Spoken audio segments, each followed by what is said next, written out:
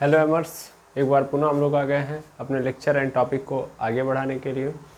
तो जैसा कि हम लोग का चैप्टर चल रहा था इलेक्ट्रोस्टैटिक, और इसमें हम लोग बहुत सारी बातें कर चुके थे। हम लोग का लास्ट टॉपिक था कूलम्ब्स लॉ ऑफ फोर्सेस, और हम लोगों ने वहाँ पे देखा था कि दो चार्जेस के बीच में लगने वाला जो बल होता है, जिसको हम कूलम्ब फोर्स या इलेक्ट्रोस्टैटिक फोर्स के नाम से जानते हैं, कैसे डिफाइन किया जाता है, वेक्टर फॉर्म क्या होता है, लिमिटेशंस क्या होती हैं, इंपॉर्टेंट इन्फॉर्मेशन क्या मिलती हैं। ये सब बातें हम लोगों ने पिछले वीडियो के अंदर कर ली हैं। अगर आपने ये वीडियो नहीं देखा है तो सबसे पहले आप वो वीडियो देख लें, उसके बाद आप यहाँ पे आएँ और फिर चीज़ों को ध्यान से समझें। तो मेनली अगर हम बात करें आज के टॉपिक की, तो आज हम स्टार्ट करेंगे सबसे पहले इलेक्ट्रिक चार्ज और मास के बीच में डिफरेंस से। तो चलिए स्टार्ट करते हैं बिना रुकावट के, बिना बातचीत के, सीधा सीधा टॉपिक पे। तो इलेक्ट्रिक चार्ज वर्सेस मास, ठीक है। एक साइड आप क्या लिख लीजिए, इलेक्ट्रिक चार्ज के बारे में, और दूसरे साइड लिखिए आप मास के बारे में, ठीक। तो सबसे पहली चीज़ जो इलेक्ट्रिक चार्ज के बारे में, एक सेकेंड रुक जाएंगे, वो है थोड़ा सा जी। देखिए, सबसे पहली चीज़ जो इलेक्ट्रिक चार्ज के बारे में आप जानते हो, वो ये जानते हो कि इलेक्ट्रिक चार्ज तीन तरीके से आपको दिखाई देगा। तीन तरीके से, बिल्कुल, निगेटिव, पॉजिटिव एंड न्यूट्रल, है कि नहीं है। न्यूट्रल मतलब ज़ीरो, ठीक है। सबसे पहली बात, थ्री टाइप होते हैं चार्जेस के। जबकि मास ऑलवेज क्या होता है, ऑलवेज पॉजिटिव होता है। इस बात को याद रखेंगे, ऑलवेज पॉजिटिव। यहाँ पे ध्यान देंगे, इलेक्ट्रिक चार्ज माइनस में भी हो सकता है, प्लस में भी हो सकता है, न्यूट्रल भी हो सकता है, बट मास हमेशा क्या होगा, पॉजिटिव होगा। दूसरी बात, चार्जेस क्या रहते हैं, क्वांटाइज्ड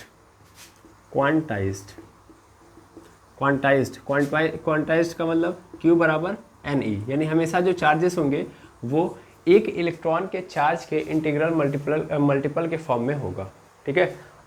ये चार्जेस की सबसे फंडामेंटल प्रॉपर्टीज़ में से एक है कि भैया चार्जेस को हमेशा एक एक इलेक्ट्रॉन के चार्ज के इंटीग्रल मल्टीपल के फॉर्म में होना ही पड़ेगा, ठीक है।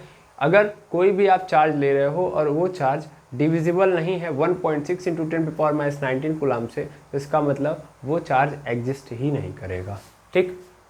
जबकि यहाँ पे अगर हम बात करें, यहाँ पे अगर हम मास के बारे में बात करें, तो अभी तक इस तरीके की चीज़ों के बारे में नहीं लाया गया है कॉन्सेप्ट। दैट मीन्स कि मास के बारे में इस तरीके से क्वांटाइजेशन वाला कॉन्सेप्ट मास के लिए अभी तक इस्टेब्लिश्ड नहीं है, ठीक है। तो मैं सिर्फ इतना लिखूंगा, नॉट येट एस्टेब्लिश्ड,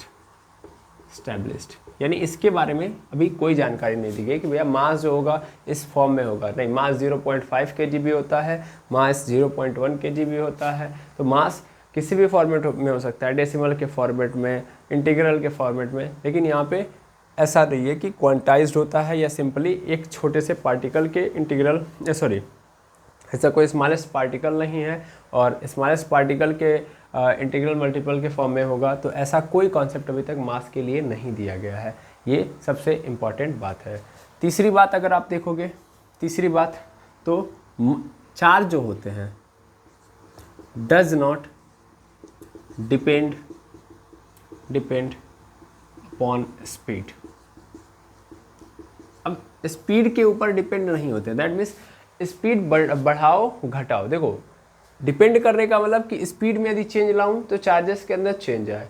तो ध्यान देना कि ऐसा बिल्कुल नहीं है। इलेक्ट्रिक चार्ज हमारे जो होते हैं वो स्पीड के ऊपर डिपेंड नहीं करते हैं, यानी आप स्पीड घटाओ बढ़ाओ, इलेक्ट्रिक चार्ज की जो क्वांटिटी होती है या इलेक्ट्रिक चार्ज की जो वैल्यू होती है उसमें कोई परिवर्तन नहीं आता है। लेकिन अगर हम बात करें मास की, तो मास चेंज हो जाता है स्पीड के कंडीशन में, ठीक है। तो मैं यहाँ पे लिख सकता हूँ, मास will be changed when its speed change, ठीक। या सीधा सीधा लिख दो, इसको भी मत लिखो, हम तो ये कहेंगे, कहाँ गया हटाने वाला, हम तो कहेंगे इसमें भी लोचा है, इसको भी हटाओ। सीधा ये लिखो कि मास डिपेंड अपॉन स्पीड, मास डिपेंड अपॉन स्पीड। कैसे सर, कैसे? तो आप सभी लोग जानते हैं, क्या जानते हैं, theory of relativity Albert Einstein साहब की, जहाँ पे उन्होंने ये बोला था कि एक्चुअल में जो मास होता है वो स्पीड बदलने पे चेंज हो रहा होता है। दैट मीन्स स्पीड बढ़ाएंगे अगर किसी ऑब्जेक्ट की तो उसके मास में क्या आएगा, परिवर्तन आएगा। और इसके लिए उन्होंने बाकायदा एक फॉर्मूला भी दिया था कि m is equal to m naught upon √1 minus v square upon c square, जहाँ से ये पूर्ण रूप से एक्सप्लेन हो रहा होता है कि देखिए ये v क्या है, it is a speed object, और ये क्या होता है, it is a speed of light. Am not क्या होता है, रेस्ट मास होता है, रेस्ट मास जो इस समय है, और एम क्या होता है, चेंज इन मास, या मैं बोल दूँ चेंज्ड मास। ठीक है, ये होता है। तो यहाँ पे बताया जाता है कि अगर ऑब्जेक्ट की स्पीड तुम क्या कर रहे हो, बढ़ा रहे हो, इतनी ज़्यादा कर दे रहे हो, समथिंग क्या कर दो, अगर तुम यहाँ पे स्पीड ऑफ लाइट के में कर दो, समझ पा रहे हो, यानी प्रकाश की स्पीड के बराबर कर दो, तो फिर आप देखोगे कि यहाँ से क्या हो पाएगा, v स्क्वायर सी स्क्वायर हो जाएगा, यहाँ से कट जाएगा एक बार में, और 1 माइनस 1 क्या हो जाएगा, 0, और 0 पे अंडर रूट का मतलब क्या हो जाएगा, कहानी खत्म, नीचे आ जाएगा 0, और 0 से डिवाइड करोगे तो क्या बन जाएगा, एम नॉट में अगर 0 से डिवाइड करोगे तो इनफाइनाइट दैट मीन्स एक बड़ा नंबर आएगा। समझ पा रहे हो? तो इससे ये समझ में आता है कि भैया अगर मास जो है, मास को स्पीड दे दी जाए और उसकी स्पीड को बढ़ाया जाए और इतना बढ़ा दिया जाए कि उसकी स्पीड लाइट के स्पीड के बराबर हो जाए, तो उस कंडीशन में जो मास होता है वो बहुत ज़्यादा बढ़ जाता है। ध्यान देंगे, मास क्या हो जाता है, इंक्रीज हो जाता है। तो मैं ऐसे इतना लिखूँगा कि स्पीड बढ़ाने पे मास क्या होगा, इंक्रीज होगा। मास क्या हो जाता है, इंक्रीज हो जाता है। ठीक है, तो स्पीड बढ़ाओगे मास इंक्रीज हो जाता है। ये बोला गया था अल्बर्ट आइंस्टाइन साहब की थ्योरी ऑफ रिलेटिविटी के थ्रू। ठीक है, बाकी चार्जेस के ऊपर ऐसा कुछ नहीं होता है, चार्ज स्पीड से लेना देना इनका नहीं है कि स्पीड आएगी तो अगर 2 कूलम था तो 4 कूलम हो जाएगा, 3 कूलम है तो 5 कूलम हो जाएगा, ऐसा बिल्कुल नहीं होगा, ना ही घटेगा ना ही बढ़ेगा। ठीक है, अब चौथी बात, चार्जेस के बीच में कौन सा फोर्स लगता है, मतलब फोर्स बिटवीन टू चार्जेस, या टू हटाओ यार, सीधा लिखो, बिटवीन चार्जेस, वो कौन सा फोर्स होता है, वो होता है इलेक्ट्रोस्टैटिक फोर्स, जिसकी वैल्यू क्या होती है, जिसकी वैल्यू कैसी होती है, तो कुछ ऐसी होती है, F इज इक्वल टू के Q1 Q2 upon R square. ठीक है, ये होता है।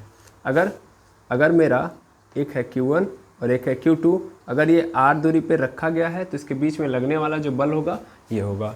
ऐसे ही अगर आप बात करोगे यहाँ पे चौथा पॉइंट, तो फोर्स बिटवीन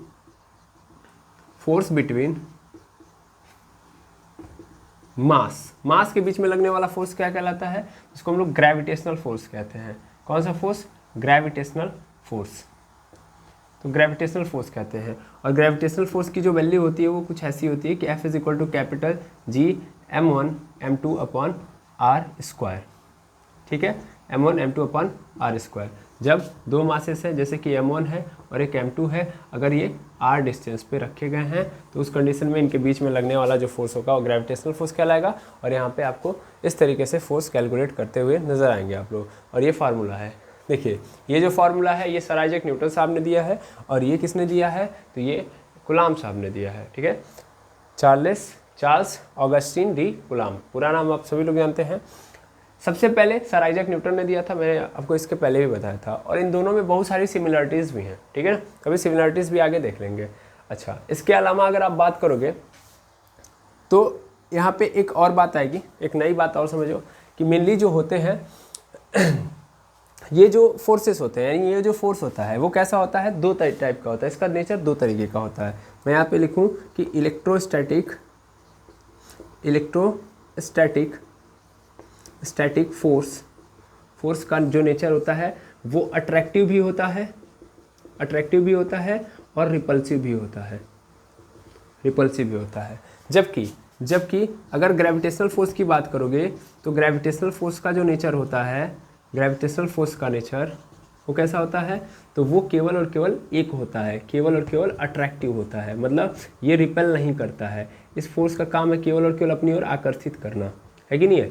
इसके बारे में आप लोगों ने पहले भी देखा है।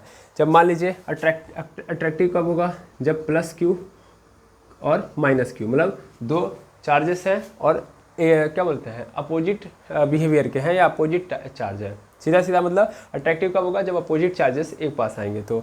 और रिपल्सिव कब होगा, जब सेम चार्जेस आएंगे, जैसे कि प्लस क्यू और प्लस क्यू, ऐसे ही माइनस क्यू और माइनस क्यू। तो सेम चार्जेस आएंगे तो रिपल्सन शो करेगा और अपोजिट चार्जेस आएंगे तो अट्रैक्शन शो कर रहा होगा, ये इलेक्ट्रोस्टैटिक फोर्स। जबकि ग्रेविटेशनल फोर्स हमेशा क्या करता है, हमेशा केवल और केवल अपनी ओर खींचता है, यानी कोई भी मास है वो कैसा भी हो हमेशा खींचने का काम करेगा, ना कि भगाने का काम करेगा। ठीक है, तो ये 5 पॉइंट मैंने लिखवा दिए, और भी बातें हैं तो और भी बातें आप देख लेते हैं। चलिए, ये इतना आप नोट करेंगे, उसके बाद यहाँ से देखेंगे थोड़ा सा, यहाँ से मैं मिटा दूँ, उसके बाद हम लोग देखेंगे। थोड़ा नहीं, पूरा ही मिटा दिया मैंने, आप लोगों ने नोट कर लिया होगा।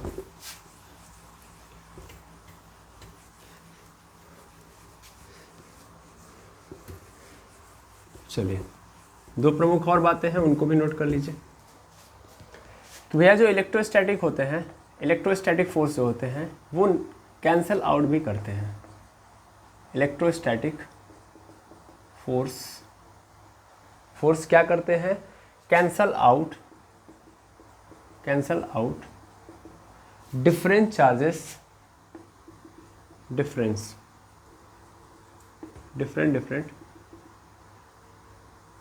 या सीधा इसको छोड़ो यार, सीधा मतलब लिखो कि इलेक्ट्रोस्टैटिक फोर्स कभी कभी क्या होता है कि एक दूसरे को क्या कर रहे होंगे, कैंसल आउट करने का मतलब एक दूसरे के वैल्यूज़ को डिफाइन, मतलब नेट फोर्स को जीरो बना रहे होंगे, नेट फोर्स को क्या बना रहे होंगे, जीरो। जैसे वो तो वहाँ भी होगा, बट ध्यान से अगर आप समझें तो कैसे कर रहा है ये कैंसल आउट, तो इसको आप ऐसे समझ सकते हो, जैसे कि मान लीजिए अभी आप लोग ध्यान से देखें तो यहाँ पे एक प्लस है, यहाँ पे क्या है, माइनस है। ठीक है, या सिंपल समझो तो यहाँ भी प्लस है।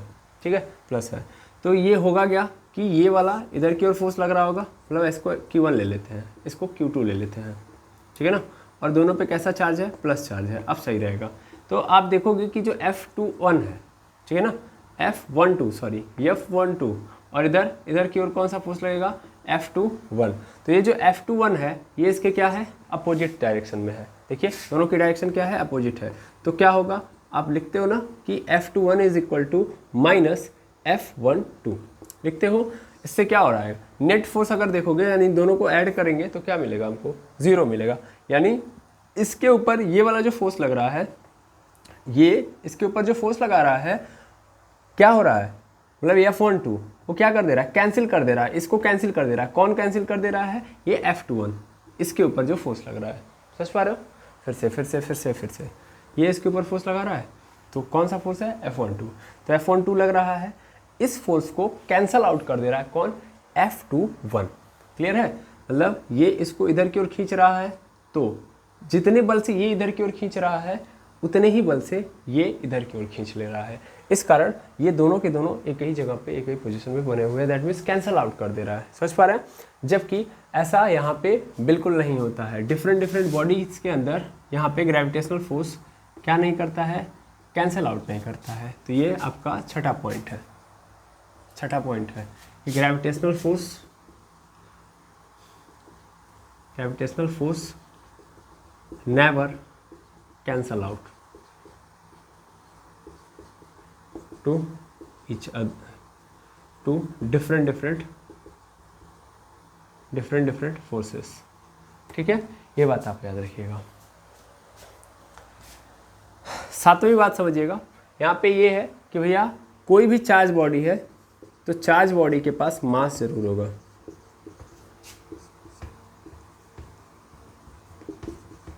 पोजेस सम मास,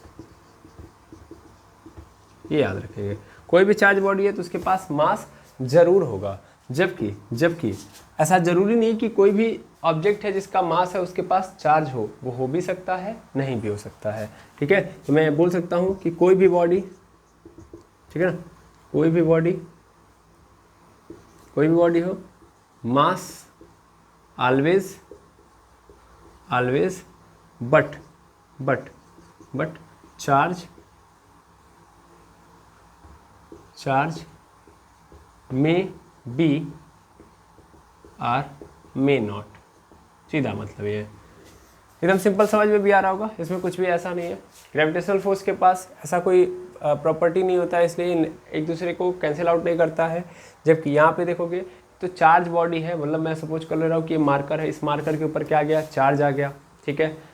और ये वाला मार्कर, इसके ऊपर भी चार्ज आ गया। तो ये बताओ चार्ज आने से क्या यही बता सकते हो कि ये बॉडी है, इसके ऊपर चार्ज है, तो इसके साथ साथ मास तो है ना, तो मास तो होगा ही होगा, तभी इसके ऊपर चार्ज भी आ रहा है। एक बात ये भी जान लो, मास है तभी चार्ज आ रहा है। ऐसा हो ही नहीं सकता कि कोई चार्ज बॉडी है और उसके पास मास ना हो, तो मास तो होगा ही होगा, क्योंकि भैया किसी भी ऑब्जेक्ट की ये सबसे बड़ी प्रॉपर्टी है कि भैया उसके पास मास होना चाहिए, तभी वो ऑब्जेक्ट कहलाएगा, ठीक है।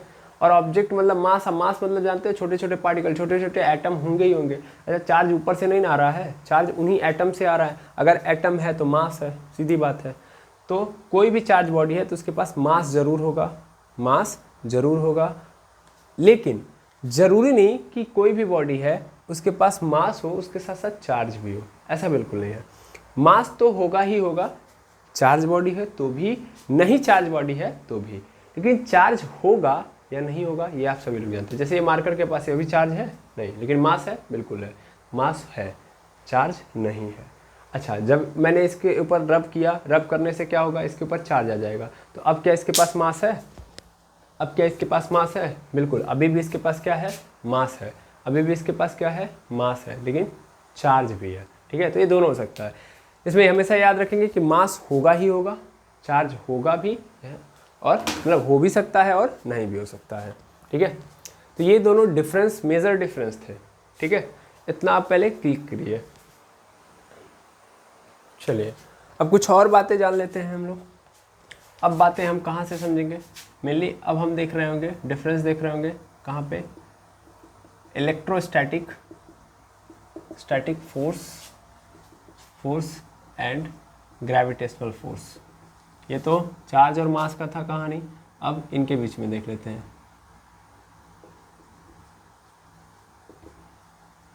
ठीक है। तो इलेक्ट्रोस्टैटिक फोर्स और ग्रेविटेशनल फोर्स के बारे में जानकारी लेते हैं। मेनली इलेक्ट्रोस्टैटिक फोर्स और ग्रेविटेशनल फोर्स दोनों की पहले सिमिलरिटीज देख लो। सिमिलरिटीज, समानताएं क्या क्या है। सबसे पहले दोनों के दोनों both obey inverse square law, सबसे इंपॉर्टेंट बात, square law, both obey inverse square law. जैसे समझिएगा ध्यान से, अगर मैं इलेक्ट्रोस्टैटिक फोर्स का फॉर्मूला लिखूं तो वो होता है कि Q1 Q2 upon r square, और ग्रेविटेशनल फोर्स का फॉर्मूला लिखूं तो वो होता है F is equal to capital G M1 M2 upon r square होता है। और मिलने यहाँ से अगर तुम निकालोगे टर्मिनोलॉजी तो ये भी क्या होता है, ये इन्वर्स प्रोपोर्शनल होता है बीच के डिस्टेंस के स्क्वायर के इन्वर्स, ठीक है ना। यानी इन्वर्स प्रोपोर्शनल होता है दोनों चार्जेस के बीच की डिस्टेंस के स्क्वायर के। जबकि यहाँ पे ग्रेविटेशनल फोर्स भी क्या होता है, इन्वर्स प्रोपोर्शनल होता है दोनों मासेस के बीच के डिस्टेंस के स्क्वायर के, ठीक है। तो यहाँ पे ध्यान से देखिए, तो दोनों क्या कर रहे हैं, दोनों इस इन्वर्स स्क्वायर लॉ को मान रहे हैं, ठीक है। दोनों में ये सबसे बड़ी सिमिलरिटीज़ है। दूसरी सबसे बड़ी सिमिलरिटीज़ कि यहाँ पे देखोगे तो F is directly proportional to Q1 Q2 होता है, जबकि यहाँ पे F is directly proportional to M1 M2 होता है। मतलब जिस बॉडी की बात हो रही है उन बॉडीज़ के मासेस के डायरेक्टली प्रोपोर्शनल होता है, जबकि चार्ज की मतलब इलेक्ट्रोस्टैटिक फोर्स के अंदर चार्जेस के मल्टीप्लिकेशन के डायरेक्टली प्रोपोर्शनल होता है। यानी प्रोपोर्शनलिटी जो होती है हमेशा उन्हीं दोनों चीज़ों की होती है, मतलब उन्हीं दोनों चीज़ों के या दोनों ऑब्जेक्ट के मल्टीपल के बराबर होती है, जिनके लिए ये चीज़ें आई हैं। जैसे इलेक्ट्रोस्टैटिक चार्ज के लिए आया है तो एक्चुअल में चार्ज के क्या बोलते हैं, मैग्नीट्यूड के मल्टीप्लिकेशन के बराबर होती है, या सॉरी डायरेक्टली प्रोपोर्शनल होती है। जबकि ग्रेविटेशनल फोर्स मास के लिए आता है तो ये क्या करता है, ये दोनों मासेस के मल्टीप्लिकेशन के डायरेक्टली प्रोपोर्शनलिटी दिखाता है। यानी प्रोपोर्शनलिटी दोनों की सिमिलर नजर आएगी आपको। तीसरी बात, ये दोनों के दोनों सेंट्रल फोर्स हैं, both are central force, both are central force, ये पहले भी बताया था मैंने। तो बोथ आर सेंट्रल फोर्स का मतलब कि भैया जो Q1 Q2 है, सॉरी ये इलेक्ट्रोस्टैटिक फोर्स जो है और ग्रेविटेशनल फोर्स जो है वो हमेशा जो लाइन उन दोनों को ज्वाइन कर रही है, जैसे Q1 है ये Q2 है, यहाँ पे रखा गया है। तो इन दोनों चार्जेस को ज्वाइन करने वाली लाइन ये है, इसी लाइन के अलोंग एक्ट कर रही होती है हमारी इलेक्ट्रोस्टैटिक फोर्स। ध्यान देंगे, जो इलेक्ट्रोस्टैटिक फोर्स है दोनों चार्जेस को ज्वाइन करने वाली लाइन के अलोंग लग रही होती है। जैसे अगर मैं r डिस्टेंस पे रख लेता हूँ तो ये Q1 है, ये Q2 है, एक प्लस है, क्या है, माइनस है। तो मेनली कैसे लगेगी, ध्यान से समझिएगा। ये प्लस वाला अपनी ओर खींच रहा होगा, तो ये जो फोर्स लगेगा ये कुछ ऐसे लगेगा, ये वाला फोर्स कैसे लगेगा, ऐसे। और मेनली ये Q1 अपनी ओर खींच रहा होगा, हाँ या ना। तो ये फोर्स देखिए किस डायरेक्शन में लग रही है, इसी लाइन के ऊपर लग रही है कि नहीं लग रही है। ऐसे सेम कहानी मास के लिए, मास के भी कंडीशन में होता है। ये दो मासेस हैं, एक है m1 और एक है m2। अब इन दोनों मासेस को ज्वाइन करो, तो ज्वाइन करने वाली लाइन यही है। और ये लाइन कहाँ से जाती है, सेंटर से ही तो होके जाएगी। यहाँ भी ये लाइन जो ज्वाइन कर रहे हैं हम लोग, ये सेंटर से होके जाएगी दोनों चार्जेस के, यहाँ भी दोनों मासेस के सेंटर से होके जाएगी। और जो हमारा ग्रेविटेशनल फोर्स है ये इसी के अलोंग लग रहा होता है, यानी एक दूसरे को क्या कर रहे होते हैं, इसी लाइन के थ्रू ये क्या कर रहे होते हैं, खींच रहे होते हैं। ठीक है, तो ये क्या है, सेंट्रल फोर्सेस है, सेंटर से काम कर रही होती है। ठीक है, जब भी कोई फोर्सेस कैसे लग रही हैं, उस ज्वाइन जो लाइन ज्वाइन कर रही है उसके अलोंग लग रही हैं, तो इसका मतलब कैसी फोर्सेस हो गए, सेंट्रल फोर्सेस, क्योंकि वो लाइन कहाँ से जाएगी, उस पार्टिकल के सेंटर से होते हुए जाएगी, इसलिए क्या है, सेंट्रल फोर्सेस है। और चौथी सबसे बड़ी बात आप देख लो यहाँ पे, यहीं से आप चौथी बात भी लिख लो कि both are conservative force, both are conservative force, conservative, both are conservative forces, both are conservative forces. ठीक है, मतलब ये क्या है, कंजर्वेटिव फोर्सेस है। मतलब समझिएगा, मतलब समझिएगा। मैंने लिखा कि बोथ आर कंजर्वेटिव फोर्सेस, मतलब मैंने कंजर्वेशन के बारे में कल भी बताया था कि कंजर्वेटिव फोर्सेस वो फोर्सेस होती हैं जिनके द्वारा जो वर्क डन होता है वो पाथ पे डिपेंड नहीं करता है। तो चाहे इलेक्ट्रोस्टैटिक हो चाहे ग्रेविटेशनल फोर्स हो, जो वर्क डन होगा इनके द्वारा वो पाथ पे डिपेंड नहीं करेगा। इन फोर्सेस के द्वारा जो काम किया जाएगा वो काम पाथ पे डिपेंड नहीं करेगा, ये आप लोग पहले से जानते हैं। और मेनली सबसे इंपॉर्टेंट बात कि ग्रेविटेशनल फोर्स को आप सब लोग जानते हो। ग्रेविटेशनल फोर्स कभी भी इस पे डिपेंड नहीं करता है कि एक ऑब्जेक्ट किस रास्ते से आ रहा है। सिंपल समझो, पृथ्वी खींच रही है तो एक ऑब्जेक्ट को हमेशा एक समानता से खींच रही होती है, भले वो ऐसे आ रहा हो, भले वो सीधा आ रहा हो या ऐसे ऐसे आ रहा हो। ग्रेविटेशनल फोर्स ऑलवेज क्या लग रही होती है, हर पोजीशन पे हर समय बराबर लग रही होती है, चाहे रास्ता कोई भी हो। समझ पा रहे हो? और जो काम किया गया है वो भी चेंज नहीं होता है, ठीक है ना, क्योंकि मेनली तुम ऐसे फेंको तो भी धरती पे आके गिर रही है, ऐसे सिंपल समझ लो, ऐसे फेंको तो भी धरती पे आके गिर रही है। तो पृथ्वी के अनुसार ये जो ग्रेविटेशनल फोर्स है उसके अनुसार ये बिल्कुल नहीं है कि तुम किस तरीके से लेके आ रहे हो, किस रास्ते से लेके आ रहे हो, नहीं, बिल्कुल नहीं। हमारे लिए मेन क्या है कि हमारा फोर्स वही रहेगा, पहली बात। और डिस्प्लेसमेंट कितना हुआ है वो तो हम देख लेंगे। डिस्प्लेसमेंट का मतलब क्या होता है, इनिशियल से लेके फाइनल, ठीक है। तो तुम ऐसे लेके आओगे तो भी हम ऐसे ही गिनेंगे, तुम ऐसे लेके आओगे तो भी हम सीधा ही गिनेंगे। मतलब मैंने कहा अगर तुम ऐसे फेंक रहे हो तो भी हम क्या करेंगे, ये इनिशियल पॉइंट ये फाइनल पॉइंट, इसके बीच का शॉर्टेज डिस्टेंस निकालेंगे, वो डिस्प्लेसमेंट लेंगे। या तुम ऐसे ऐसे करके लेके आओ तो भी हम यहाँ से लेके यहाँ तक में ही देखेंगे। समझ पा रहे हो? तो ये कहानी है, आएगा समझ में? ये बोथ आर कंजर्वेटिव फोर्स। अच्छा, इसके बाद अगर आप बात करोगे तो पांचवी जो सबसे इंपॉर्टेंट बात है, both are act also in vacuum, यानी ये वैक्यूम के अंदर दोनों की दोनों काम करेंगे। ऐसा नहीं है कि वैक्यूम के अंदर लेके चले जाओ, मतलब दो चार्जेस हैं इनको एकदम निर्वात में लेके चले जाओ और वहाँ पे रखो तो इनके बीच में फोर्सेस जो लगेंगी वो नहीं, मतलब उनके बीच में फोर्सेस ही नहीं लगेंगी। या दो मासेस हैं उनको स्पेस में लेके चले जाओ, दो ऑब्जेक्ट हैं उनको स्पेस में लेके चले जाओ तो उनके बीच में ग्रेविटेशनल फोर्स नहीं लगेगा, ऐसा बिल्कुल नहीं है। वैक्यूम के अंदर तो ये और अच्छे से काम करते हैं, ठीक है। मेनली अगर ग्रेविटेशनल फोर्स की बात करोगे तो उसके लिए कोई फर्क नहीं पड़ता कि बीच में क्या है, मीडियम से तो क्या बोलते हैं, मीडियम पे वो डिपेंड ही नहीं करता, वो तो कल ही बता दिए थे। Gravitational force does not depend upon medium. भाई ये चार्ज तो करता भी है, ठीक है ना, लेकिन ग्रेविटेशनल फोर्स मीडियम पे डिपेंड नहीं करता है, ये आप सबको पता है। कहीं पे भी रखो ग्रेविटेशनल फोर्स जितना लगना है वो हमेशा बराबर लगेगा। हाँ, इलेक्ट्रोस्टैटिक फोर्स मीडियम पे डिपेंड करता है, ठीक है। तो मीडियम के बिहाफ पे वो चेंज होता रहेगा। अगर आपने क्या किया, स्पेस में रखा तो सबसे ज़्यादा जो इलेक्ट्रोस्टैटिक फोर्स होगा वो कहाँ पे होता है, स्पेस यानी वैक्यूम के अंदर होगा। जबकि और कहीं पे आप ला के रखोगे, यानी दो चार्जेस के बीच में कोई भी अदर मीडियम आ रहा है तो इलेक्ट्रोस्टैटिक फोर्स क्या हो जाता है, कम हो जाता है। तो मेनली बात यह है कि दोनों के अंदर सबसे बड़ी सिमिलरिटीज़ ये है कि दोनों वैक्यूम के अंदर काम करती हैं, ठीक है, दोनों वैक्यूम के अंदर काम कर सकती हैं या करती ही हैं, ठीक है। और सबसे ज़्यादा शक्तिशाली आप देखोगे तो इलेक्ट्रोस्टैटिक फोर्स कहाँ पे होता है, वैक्यूम में ही होता है। ग्रेविटेशनल फोर्स से लेना देना नहीं है, ग्रेविटेशनल फोर्स तो हर जगह उतना ही काम कर रहा होता है। आई होप समझ में आ गया होगा, ठीक है। तो ये पांचों की पांचों क्या है, सिमिलरिटीज़ हैं। यहीं पे आप डिससिमिलरिटीज़ का भी बॉक्स बनाइए और यहीं पे देख लीजिए थोड़ी सी डिससिमिलरिटीज़ है। डिससिमिलरिटीज़ असमानताएँ, तो सबसे पहली असमानता है कि इलेक्ट्रोस्टैटिक फोर्स जो होता है वो रिपल्सिव होता है और क्या, अट्रैक्टिव, दोनों नेचर का होता है, जबकि ग्रेविटेशनल फोर्स केवल और केवल क्या करता है, अट्रैक्ट करता है, ठीक है। तो इलेक्ट्रोस्टैटिक फोर्स के लिए मैं बोल दे रहा हूँ अट्रैक्टिव एंड रिपल्सिव, इतना बहुत है आपको समझाने के लिए, ठीक है। दूसरी सबसे बड़ी बात ये देख लो कि मेनली अभी हमने जस्ट बात की ना कि जो ग्रेविटेशनल फोर्स होता है वो डिपेंड नहीं करता है किसी भी मीडियम पे, ठीक है। तो ये भी एक बड़ी बात है। अच्छा, मैंने यहाँ पे इसके लिए नहीं लिखा, ग्रेविटेशनल फोर्स ऑलवेज अट्रैक्टिव, मैंने मास के टर्म में वही बात लिख दी थी। एक्चुअली में मास अट्रैक्ट करते हैं एक दूसरे को, जबकि चार्जेस जो होते हैं वो अट्रैक्ट और रिपेल दोनों करते हैं, ये बात ध्यान दीजिएगा। वहाँ पे चार्जेस के टर्म में मैंने बात की थी, गलती से मैंने क्या बोल दिया था, इलेक्ट्रोस्टैटिक फोर्स, क्योंकि इलेक्ट्रोस्टैटिक फोर्स आया तो मैं भावनाओं में बह गया। तो एक्चुअल में चार्जेस एक दूसरे को अट्रैक्ट और रिपेल कर सकते हैं, लेकिन मास हमेशा क्या करता है, अट्रैक्ट करता है, कारण इसके बीच में लगने वाला ग्रेविटेशनल फोर्स होता है, ठीक है। अच्छा, दूसरी जो बात अभी जस्ट बताई कि इलेक्ट्रोस्टैटिक फोर्स डिपेंड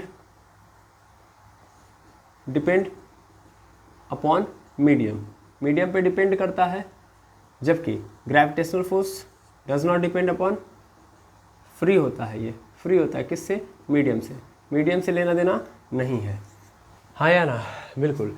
और सबसे बड़ी बात नहीं है कुछ, कि जो इलेक्ट्रोस्टैटिक फोर्स होता है वो स्ट्रांग होता है ग्रेविटेशनल फोर्स से, तो ये सभी लोग जानते हैं ग्रेविटेशनल फोर्स से क्या होता है, ये स्ट्रांग होता है, तगड़ा होता है, ठीक है। वैसे भी आप 4 फंडामेंटल फोर्सेस जानते हो, वहीं पे हम लोगों ने देख लिया था, चारों फंडामेंटल फोर्सेस की सीरीज़ को भी आप लोगों ने देखा हुआ है ना। सबसे तगड़ी फोर्स जो होती है वो कौन सी होती है, सबसे तगड़ी फोर्स होती है स्ट्रांग न्यूक्लियर फोर्स, बताया गया है, जो किसके बीच में लगती है, तो मेनली प्रोटॉन और न्यूट्रॉन के बीच में लगती है या न्यूक्लियस के अंदर लगती है। फिर आता है हमारे पास वीक न्यूक्लियर फोर्स,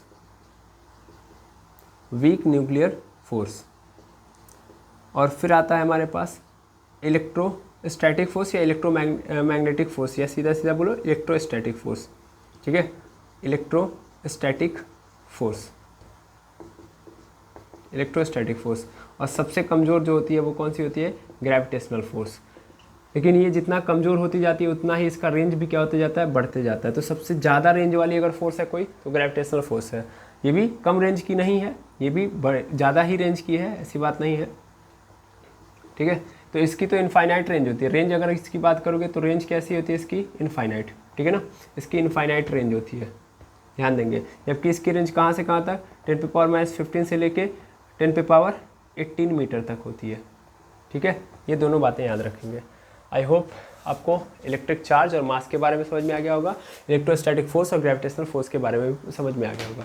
जितने लोगों ने भी ग्रेविटेशनल फोर्स का मेरा लेक्चर देखा होगा वहाँ पे मैंने कनेक्ट कराया था कि देखो यार, इलेक्ट्रोस्टैटिक या इलेक्ट्रिसिटी मेनली जो है ग्रेविटेशनल फोर्स की तरह ही चल रही है। जो टॉपिक आप यहाँ पे पढ़ोगे वही सेम टॉपिक आपको ग्रेविटी के अंदर पढ़ना पड़ेगा।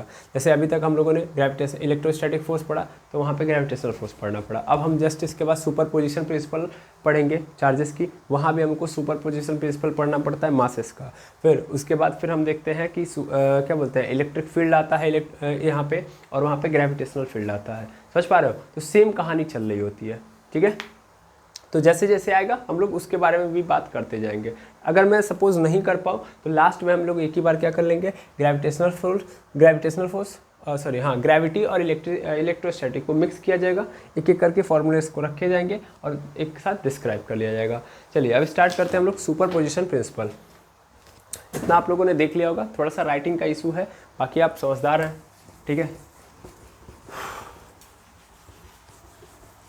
सबसे अच्छी बात है कि आज मिट रहा है।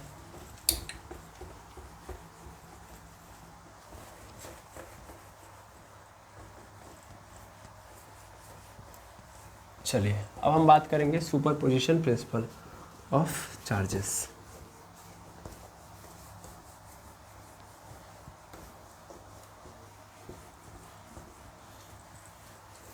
चलिए तो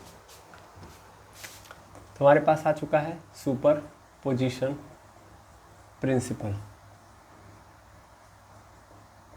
मेरे लिए प्रिंसिपल क्यों आ रहा है भैया, क्यों आ रहा है? इसके पहले हम लोगों ने देखा था कि दो चार्जेस हैं, अगर दो चार्जेस हैं तो उनके बीच में लगने वाला जो बल होगा वो कितना होगा, ठीक है, हम कैलकुलेट कर दिए। लेकिन सुपरपोजिशन प्रिंसिपल का मतलब ये होता है कि अगर एक चार्जेस के आगे पीछे या एक चार्जेस कई सारे चार्जेस से घिरा हुआ है, मैं सपोज कर ले रहा हूँ कि ये Q1 है, ठीक है, और यहाँ पे है Q2, यहाँ पे है Q3, यहाँ पे है Q4, मेरे इस मार्कर को हटाना पड़ेगा, Q4, यहाँ पे है Q5, बहुत सारे चार्जेस आ गए एक साथ। तो क्या इनके बीच में फोर्सेस लगेंगे? बिल्कुल, ध्यान देंगे, सब क्या कर रहे होंगे, फोर्सेस एक दूसरे के ऊपर लगा रहे होंगे। ये कह रहा है सुपरपोजिशन प्रिंसिपल। सुपरपोजिशन प्रिंसिपल क्या है? सुपरपोजिशन प्रिंसिपल ये है कि जब मल्टीपल चार्जेस आ जा रहे हैं तो उनके बीच में लगने वाला फोर्स हम कैसे डिराइव करेंगे। समझ पा रहे हैं? दैट मीन्स नेट फोर्स कैसे डिराइव करेंगे। दो चार्जेस हैं तब तो हम कूलाम का नियम लगाएंगे, फटाफट कर देंगे। लेकिन अगर कई सारे चार्जेस आ जाएंगे तो हम कैसे एक चार्ज के ऊपर लगने वाले टोटल फोर्सेस को डिराइव करेंगे। जैसे मेनली सपोज करिए Q1 है, तो इस Q1 के ऊपर इधर फोर्स लग रहा होगा, यस और नो, F21, मतलब ये 2 लगा रहा होगा। ऐसे इस Q1 के ऊपर Q3 भी लगा रहा होगा, दैट मीन्स F31। ऐसे इस Q1 के ऊपर 5 भी लगा रहा होगा, Q5 भी, तो F51, और यहाँ पे Q4 भी लगा रहा होगा, दैट मीन्स क्या है ये F41। कई सारे फोर्सेस लग रहे हैं, नहीं लग रहा है। अब मैं अगर पता करना चाहूँ कि इस Q1 के ऊपर नेट फोर्स कितना लग रहा है, तो वो हम डिराइव करते हैं एक्चुअल में सुपरपोजिशन प्रिंसिपल से, ठीक है। तो सुपरपोजिशन प्रिंसिपल क्या बताता है? सुपरपोजिशन प्रिंसिपल मल्टीपल, या सीधा सीधा बोल दो, नेट फोर्स के बारे में बताता है पहली बात, ठीक है। नेट फोर्स के बारे में, नेट फोर्स मतलब समझ लेना, नेट फोर्स मतलब मल्टीपल चार्जेस जब आएंगे तभी तो नेट फोर्स की जरूरत पड़ेगी। मल्टीपल चार्जेस के केस में। दूसरी बात, ये एक और बात कहता है, ये कहता है कि यार देखो Q1 है, ये Q3 है, तो Q1 Q3 पे कैसा फोर्स लगा रहा है? F31 लगा रहा है। अच्छा, इस Q1 के ऊपर Q2 भी लगा रहा है, तो इस Q1 के ऊपर Q2 भी लगा रहा है, और कितना लगा रहा है? F21 फोर्स लगा रहा है। तो सुपरपोजिशन प्रिंसिपल के अकॉर्डिंग कि इस Q2 पे जो Q3 फोर्स लगा रहा है वो Q2 के कारण प्रभावित नहीं होगा। ये नहीं कि एक चार्ज इसके ऊपर फोर्स लगा रहा है, अब दूसरा कोई चार्ज आके लगाने लगा तो ये जो पहला वाला चार्ज था वो इफेक्टिव हो गया। दैट मीन्स ये फोर्स यानी F31 इफेक्टेड हो गई F21 से। ऐसा हो गया कि ये Q2 आ गया, इस Q1 पे लगाने लगा, तो ये F31 जो पहले ज़्यादा लग रहा था इस F21 के आने से कम हो गया। ऐसा बिल्कुल नहीं है, ठीक है। यानी मल्टीपल चार्जेस के केस में दो चार्जेस के बीच में लगने वाला जो फोर्स है वो इफेक्टेड नहीं होता है किसी और चार्जेस से लगने वाले फोर्स के कारण, ठीक है। ये बात ध्यान देंगे कि मल्टीपल चार्जेस के केस में क्या हो रहा है कि भैया कोई भी फोर्स दूसरे फोर्स से इफेक्टेड नहीं हो रहा है। देखिए ये Q2 भी Q1 पे ही लगा रहा है, ये Q3 भी Q1 पे ही लगा रहा है, ये Q4 भी Q1 पे ही लगा रहा है, ये Q5 भी Q1 पे ही लगा रहा है, लेकिन कोई भी फोर्स किसी दूसरे फोर्स के कारण इफेक्टेड नहीं होगी। ये समझना है आपको, समझ पा रहे हैं, ठीक है। तो यहाँ से मैं क्या लिख सकता हूँ कि in the case of multiple charges, multiple forces,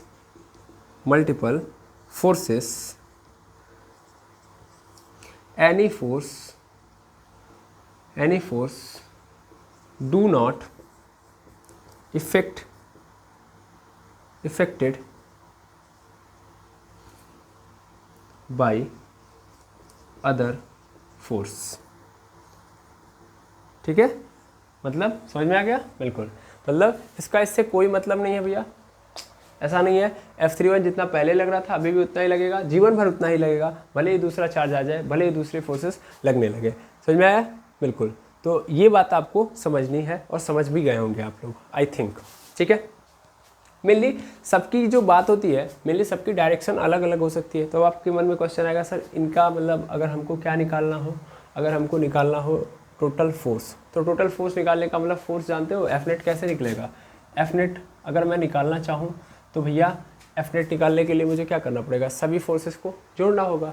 mainly अगर मैं सभी फोर्सेस को जोड़ दूँ, दैट मीन्स अगर मैं इसको जोड़ूँ तो F21 plus F31 plus F41 plus F51 सबको क्या कर दो, जोड़ दो। सब क्या है, वेक्टर है, तो वेक्टर के फॉर्मेट में ही जोड़ोगे, है कि नहीं है। अब जोड़ने का अर्थ बिल्कुल समझो पहले, अदरवाइज कंफ्यूज रहोगे सुपरपोजिशन प्रिंसिपल में। मेनली ऐसा नहीं होता है कि आप ऐसे क्या बोलते हैं, ऐसे जो फोर्सेस हैं, मतलब यहाँ पे 5 न्यूटन आया तो 5 न्यूटन, यहाँ पे 6 न्यूटन आया तो डायरेक्ट जोड़ दोगे। डायरेक्शन बड़ा मैटर करती है भाई। क्या है फोर्स, क्या है वेक्टर क्वांटिटी है, तो उस बिहाफ पे काम कर रही है। ये वेक्टर क्वांटिटी है तो वेक्टर की तरह काम कराओगे ना, और वेक्टर की तरह काम कराने का मतलब क्या मतलब है, ऐसे डायरेक्ट नहीं जोड़ सकते आप, ठीक है। तो इसके लिए आपको डायरेक्शन को देखना पड़ेगा। अब मेनली जैसे अगर सपोज कर लो कि मैं इस चार्ज को देखूँ, जैसे Q4 और Q3 है, ठीक है, तो एक दूसरे के अपोजिट हैं। जैसे Q2 और Q5 है तो एक दूसरे के क्या है, अपोजिट है। तो वो अपोजिट वाला केस आप पकड़ोगे और उस हिसाब से काम करोगे। ध्यान से समझो, ज़्यादा 3-5 नहीं करना है, सिंपल काम करना है। अभी आपको एक एग्जाम्पल्स के थ्रू मैं समझा दूंगा, ठीक है। बाकी आप समझदार हो, कैसे करना है तो देखते जाओ। तो मेनली करना क्या है ये देखना। सभी लोग Q1 पे ही लगा रहे हैं, तो अगर मैं एफ नेट निकालूंगा तो देखो एफ नेट काम कैसे करेगा। एफ नेट डायरेक्ट मैं कर रहा हूँ, तो एक तो Q1 सब में मिल जाएगा, Q1 निकाल लो, ठीक है। बाकी क्या होगा, 4 पाई एप्सिलॉन नॉट भी बाहर निकल जाएगा, इसमें भी कोई दुविधा नहीं है, बिल्कुल। उसके बाद बाकी जो फोर्सेस बच रही हैं, जैसे मैं एक काम कर रहा हूँ ना, यहाँ पे एक काम कर रहा हूँ, ऐसे नहीं करता हूँ, आपको पूरा समझा देता हूँ, ठीक है। चलो देखो, एफ नेट मुझे निकालना है, मुझे F21 निकालना है। तो F21 का मतलब क्या हो जाएगा, देखना। F21 1/4 पाई एप्सिलॉन नॉट हो जाएगा Q1 Q2 अपन पूरे के नीचे R स्क्वायर, मतलब जो डिस्टेंस होगी। सपोज कर लो ये भी R है, ये भी R है, ये भी R है, ये भी R है, ये भी R है, ठीक है। तो अगर डिस्टेंसेस सबकी सेम है तो ठीक है, अदरवाइज अलग अलग है तो उस अनुसार काम करोगे। तो मेनली यहाँ पे Q1 Q2 है, तो मैं यहाँ पे डिस्टेंस सबकी अलग अलग ले लेता हूँ ना, जरूरी थोड़ी ना कि एक ही पे रहेंगे। तो 1 2 ले लेता हूँ इसको, तो 1 2 का स्क्वायर। फिर इसी तरीके से प्लस यहाँ पे क्या हो जाएगा, अगले केस में फिर से 1/4 pi epsilon not Q1 Q3 अपन पूरे के नीचे R13 का स्क्वायर, प्लस यहाँ पे आप देखोगे तो Q1 Q4 1/4 pi epsilon not तो लिया ही नहीं, plus 1/4 pi epsilon not Q1 Q4 R14 का स्क्वायर, और प्लस यहाँ पे देखोगे तो फिर से आ जाएगा 1/4 pi epsilon not Q1 Q5 पूरे के नीचे R51 या R15 ले लो का स्क्वायर, ठीक है। मेनली ऐसे आपको नजर आएगा, ठीक है। अब खुद देख सकते हो 1/4 pi epsilon not, 1/4 pi epsilon not, 1/4 pi epsilon not, 1/4 pi epsilon not, और Q1 सब में आया है ना। सबको क्या कर लेंगे, कॉमन कर लेंगे तो क्या आएगा हमारे पास, ऐसा आ जाएगा Q1/4 पाई एप्सिलॉन नॉट, और बाकी जो अंदर बचा है वो क्या बचा है, तो Q2/R12 का स्क्वायर, प्लस Q3/R13 का स्क्वायर, और Q4/R14 का स्क्वायर, प्लस Q5/R15 का स्क्वायर, और ऐसे कर दोगे तो तुम्हें आंसर मिल जाएगा। यही है तुम्हारा एफ नेट, समझ में आया। तो एफ नेट ये होगा, क्लियर, बिल्कुल। तो इस तरीके से तुम एफ नेट निकाल सकते हो। इसी को हम लोग समेशन के फॉर्म में भी लिख सकते थे कि भैया हम जो चार्जेस हैं उनको कहाँ से कहाँ तक लेके चलेंगे। आई होप आपको ये बात समझ में आ गई होगी। जैसे मैं अगर इसको इसी फॉर्मेट को चेंज कर दूँ, लिख दूँ यहाँ पे एफ नेट, यहाँ पे Q1/4 पाई एप्सिलॉन नॉट, यहाँ पे समेशन का साइन लगा सकता हूँ मैं, बिल्कुल लगा सकता हूँ, बिल्कुल। और यहाँ पे क्या लिख सकता हूँ मैं, Q लिखूँगा, और यहाँ पे क्या लिख दूँगा I, और यहाँ पे क्या लिखूँगा R1, और फिर क्या लिख दूँगा I का स्क्वायर, ठीक है। यहाँ पे क्या लिख दिया, स्क्वायर। अच्छा, मुझे अगर मान लो सपोज कर लो ये वेक्टर के फॉर्म में लिखना है तो यूनिट वेक्टर डालना पड़ेगा। तो यूनिट वेक्टर तो हम लोगों ने डाला नहीं है, तो मेनली सबका अलग अलग यूनिट वेक्टर होगा, तो मेनली सबके लिए अलग अलग होगा ना। तो यहाँ पे लिखूँगा मैं R1, यहाँ पे I, और पूरे पे क्या लगा दूंगा, क्या। अब आपके मन में चल रहा होगा सर ये I क्या है ना। तो I इज इक्वल टू क्या है, तो I इज इक्वल टू यहाँ पे इंटीजर्स है। इंटीजर्स मतलब 1 2 3 4 5, ठीक है। I इज इक्वल टू 1 2 3 ऐसे चलते चलते जितने भी नेचुरल नंबर हो सकते हैं उनको आप डाल दो, ठीक है ना। ये 1 2 3 4 5 है, क्लियर है। यहाँ पे ध्यान देना है 1 2 3 4 5 इंटीजर्स मत करना, इसीलिए मैंने हटा दिया, यहाँ पे नेचुरल नंबर डाल दिया, ठीक है। आप नेचुरल नंबर डालते जाओ और इस तरीके से आपको क्या मिल जाएगा, इस तरीके से आपको नेट फोर्स मिल जाएगा, ठीक है। देखो यहाँ पे आपने क्या डाल दिया, यूनिट वेक्टर है। यूनिट वेक्टर क्या बताता है, यूनिट वेक्टर एक्चुअल में डायरेक्शन बताता है, ठीक है। तो इस तरीके से आप क्या निकाल सकते हो, इस तरीके से आप लोग निकाल सकते हो नेट फोर्स। अब आपके मन में क्वेश्चन आएगा, सर आप तो अभी बता रहे थे कि बहुत तामझाम है।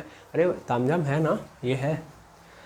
आप जो सोच रहे हो कि बिना डायरेक्शन के काम चल जाएगी, तो ऐसा बिल्कुल नहीं। अभी जस्ट मैंने बताया ना कि ये वाली फोर्स और ये वाली फोर्स, देखो Q2 Q5 क्या है, अपोजिट डायरेक्शन में है, तो ये एक दूसरे के अपोजिट डायरेक्शन में है, तो डायरेक्शन अपोजिट होगी ना, तो उस कंडीशन में माइनस का साइन आएगा कि नहीं आएगा, समझ पा रहे हो ना। जैसे भाई R12 और यहाँ पे इसको भी नोट कर लो, बना लेना फिगर, ये R15 यहाँ पे देखो, यहाँ पे R14 और यहाँ पे R13, ठीक है। तो ये जो आपको डिस्टेंसेस नज़र आ रही हैं, अगर एक दूसरे के अपोजिट है, डायरेक्शन अपोजिट होगी ना, तो डायरेक्शन यहाँ पे प्लस माइनस लगाओगे ही लगाओगे, ठीक है। यहाँ पे थोड़ा सा और एक काम कर लेना भाई, यहाँ पे लिख देना R12 का यूनिट वेक्टर, यहाँ पे लिख देना R13 का यूनिट वेक्टर, यहाँ पे लिख देना R14 का यूनिट वेक्टर और यहाँ पे R15 का यूनिट वेक्टर, क्योंकि भैया हम वेक्टर में लिख रहे हैं तो डायरेक्शन चाहिए ही चाहिए। तो आई होप आपको ये समझ में आ गया होगा कि सुपरपोजिशन प्रिंसिपल क्या है और कैसे हम डिराइव करेंगे, क्लियर है। चलिए अब इसके ऊपर बेस्ड हम एक क्वेश्चन करेंगे, तो सुपरपोजिशन प्रिंसिपल अपने आप क्लियर हो जाएगा। मेनली ये कब आता है, जब मल्टीपल चार्जेस हो और मल्टीपल फोर्सेस आ रहे हो, ठीक है। तो मल्टीपल इलेक्ट्रोस्टैटिक फोर्स एक चार्ज के ऊपर काम कर रहा है, तो उसके ऊपर नेट फोर्स कितना है वो डिफाइन करने के लिए हम लोग सुपरपोजिशन प्रिंसिपल लगाते हैं, ठीक है। सुपरपोजिशन प्रिंसिपल एक चार्ज के नेट फोर्स के बारे में बताता है। एक चार्ज के नेट फोर्स के, मतलब एक चार्ज के ऊपर टोटल नेट फोर्स कितना लग रहा है, ठीक है। यहाँ से मैं मिटा रहा हूँ, फिर आगे बढ़ते हैं हम लोग, ओके। इसको आप नोट डाउन कर लीजिए, क्लियर आया है, बिल्कुल। थोड़ा सा आउज गाउज हो गया है, लेकिन मैं रिक्वेस्ट करूँगा आप थोड़ा सा समझ के करेंगे तो हो जाएगा। चलिए देखिएगा, हमारे पास एक ट्राइंगल है, equilateral triangle, most famous question है, ठीक है। इक्विलेटरल ट्राइंगल है, ये रहा ए पॉइंट ए, ये बी, ये सी, इक्विलेटरल ट्राइंगल है। अब ये इक्विलेटरल ट्राइंगल है और हर वर्टेक्स पे यानी हर फेस पे क्या रखे गए, चार्जेस रखे गए हैं। इस ए पे रखा गया है क्यू चार्ज, बी पे भी रखा गया है क्यू चार्ज और सी पे रखा गया है माइनस क्यू चार्ज, ठीक है। ये प्लस है, ये भी प्लस है और ये क्या है, माइनस है, ये ए है, ठीक है। ये बी है और ये सी है, ठीक है, क्लियर। समझिएगा ध्यान से, क्वेश्चन हमसे ये कह रहा है कि इक्विलेटरल ट्राइंगल है तो सबकी डिस्टेंस भी क्या होगी, सेम होगी। तो मैंने क्या मान लिया, x ले लेते हैं, सबसे आसान रहेगा। x या r लेते हैं तो r ही लेंगे, ज़्यादा कन्फ्यूज़न नहीं लेंगे। यहाँ पे भी r, यहाँ पे भी r, सिंपल लेते हैं, ठीक। अब क्वेश्चन वाला हमसे कह रहा है कि ये बताओ हर चार्ज पे जो लगने वाला फोर्स है, नेट फोर्स है, उसको डिराइव करो। मतलब कि हर चार्ज के ऊपर कितना फोर्स लग रहा है ये बताओ। माइनस क्यू है तो इसके ऊपर कितना फोर्स लग रहा है ये बताओ, क्यू के ऊपर कितना फोर्स लग रहा है ये बताओ, और इस क्यू के ऊपर कितना फोर्स लग रहा है ये बताओ। हमने पूछा क्यों, ऐसा क्यों पूछ रहे हो, क्योंकि उसने बोला यार देखो अगर दो चार्जेस होते, सिर्फ दो चार्जेस के बीच में फोर्स लगता था तो हम क्या लगा लेते, इलेक्ट्रोस्टैटिक फोर्स या कूलाम का नियम लगाते, काम खत्म हो जाता। लेकिन यहाँ पे खुद देखो ना क्या लग रहा है, क्या लग रहा है, एक चार्ज के ऊपर दो चार्ज फोर्स लगा रहा है। जैसे ये माइनस क्यू के ऊपर प्लस क्यू लगा रहा है, फिर इसी माइनस क्यू के ऊपर ये भी प्लस क्यू लगा रहा है, यानी दो लोग आके लगा रहे हैं ना। तो इस कंडीशन में हमको नेट फोर्स डायरेक्टली वहाँ से नहीं लगाना है, इनडायरेक्टली लगाना है, that means superposition principle लगाना है, ठीक है। तो चलिए स्टार्ट करते हैं और देखते हैं कि कैसे किसी के ऊपर कितना कितना फोर्स आएगा। तो मेनली हम लोग क्या करेंगे, इसको Q1 मान लेंगे, इसको Q1, इसको क्या मान लेंगे Q2, ठीक है, और इसको क्या मान लेंगे Q3, ठीक है। या सही तरीके से लिखो, ये Q1 हो जाना चाहिए, ये Q2 होना चाहिए और ये Q3 होना चाहिए, ठीक है। चलो देखो, अब ये प्लस Q है, इस प्लस Q के ऊपर ये प्लस Q कैसा फोर्स लगा रहा होगा, कैसा फोर्स लगा रहा होगा, रिपल्सिव कि अट्रैक्टिव ये बताओ। दूर भगाने वाला फोर्स लगा रहा होगा। दूर भगाने का क्या मतलब, इधर क्यों लगा रहा होगा ना, ये किधर क्यों लगा रहा होगा, ढकेल रहा होगा, क्या अपनी ओर खींच रहा होगा, नहीं बिल्कुल नहीं। तो ये इधर की ओर फोर्स लगा रहा है, कौन, ये प्लस Q। अच्छा ये माइनस क्यू किधर क्यों लगाएगा, तो ये अपनी ओर खींच रहा होगा, यस और नो, ये खींचेगा, ये तो खींचेगा ना, ये माइनस क्यू प्लस क्यू को खींच रहा होगा, ऐसे चल रही होंगी चीज़ें। फिर से समझना, प्लस क्यू को ढकेल रहा होगा, जबकि माइनस क्यू प्लस क्यू को अपनी ओर खींच रहा होगा। ठीक ठीक, बिल्कुल, ढकेल रहा है, खींच रहा है। अब इनके बीच का एंगल कितना होगा, तो यहाँ पे कितना है, यहाँ पे आप सबको पता है कि इक्विलैटरल ट्रायंगल है, तो कितना होगा, 60 डिग्री होगा, यहाँ पे 60 डिग्री होगा, यहाँ पे 60 डिग्री होगा। अगर मैं यहाँ का फोर्स निकालूँ तो कितना होगा बताओ। तो हम लोग अगर क्या चाहते हैं, बाहर का फोर्स निकालना चाहते हैं, तो ट्राइंगल का हम लोगों ने एक कॉन्सेप्ट पढ़ा हुआ है, ठीक है ना। मान लीजिए एक ट्राइंगल है, इस ट्राइंगल के एक्सटीरियर एंगल को अगर हम निकालना चाहते हैं, मान लीजिए ये वाला एंगल निकालना चाहते हैं, तो इसके लिए हमको क्या करना पड़ता है, इस साइड को छोड़ के, मतलब जो एंगल हम निकालना चाहते हैं वहाँ के जस्ट बगल वाला एंगल, उसके जस्ट बगल में जो इंटीरियर एंगल है उसको छोड़ दो, बाकी अपोजिट दोनों इंटीरियर एंगल को क्या कर दो, जोड़ दो। मतलब यहाँ पे x है, यहाँ पे a है, यहाँ पे क्या है, b है, तो उस कंडीशन में जो x होगा मेरा वो a प्लस बी के क्या हो जाएगा, बराबर हो जाएगा। ये हम लोगों ने पढ़ा हुआ है। तो मेनली यहाँ पे 60 है, तो अगर मैं बाहर का निकालना चाहता हूँ तो मुझे बाहर का निकालना है, तो सीधी सीधी बात है, अपोजिट एंगल्स को ऐड कर दो, तो 60 प्लस 60 कितना हो जाएगा, 120। समझ में आ रहा है, बिल्कुल। अच्छा ये किसने लगाया है, ये 2 ने लगाया है 1 पे, तो ये क्या हो जाएगा, F21। और इधर कौन सा है, तो इधर फोर्स रहेगा 2 पे, 3 ने लगाया है 1 पे, तो F31। क्लियर है, बिल्कुल। आउज गाउज होगा थोड़ा सा, अगर आप पेशेंस रखेंगे या चीज़ों को बारीकी से समझेंगे तो दिक्कत नहीं होगी। पहले यहाँ पे देखोगे तो इस क्यू के ऊपर देखो, क्यू के ऊपर भी 2 लोग फोर्स लगा रहे होंगे। इस क्यू के ऊपर ये जो क्यू है यानी Q1, मतलब Q2 के ऊपर Q1 कैसा फोर्स लगा रहा होगा, सर बाहर की ओर ढकेल रहा होगा, ये क्यू इसको ढकेल रहा होगा, ऐसा नो, बिल्कुल। अब अगर ये ढकेल रहा है तो सीधा मतलब है क्या मैं बोलूँगा कि F21 की डायरेक्शन इधर की ओर है, जबकि ये क्या कर रहा होगा, खींच रहा होगा, तो सीधी बात है इधर का मतलब क्या हो गया, यहाँ पे है F23, ठीक है, इस डायरेक्शन में। फिर से यहाँ भी इन दोनों के बीच में जो एंगल होगा वो कितने डिग्री का होगा, 120। ये जो तुमने निकाला है, ये जो तुमने 120 निकाला है, ये एक्चुअल में क्या है, इन दोनों फोर्सेस के बीच का एंगल। क्यों आखिर ऐसा किया तुमने, बिकॉज एक चीज़ नोट करके लिख लीजिएगा super position principal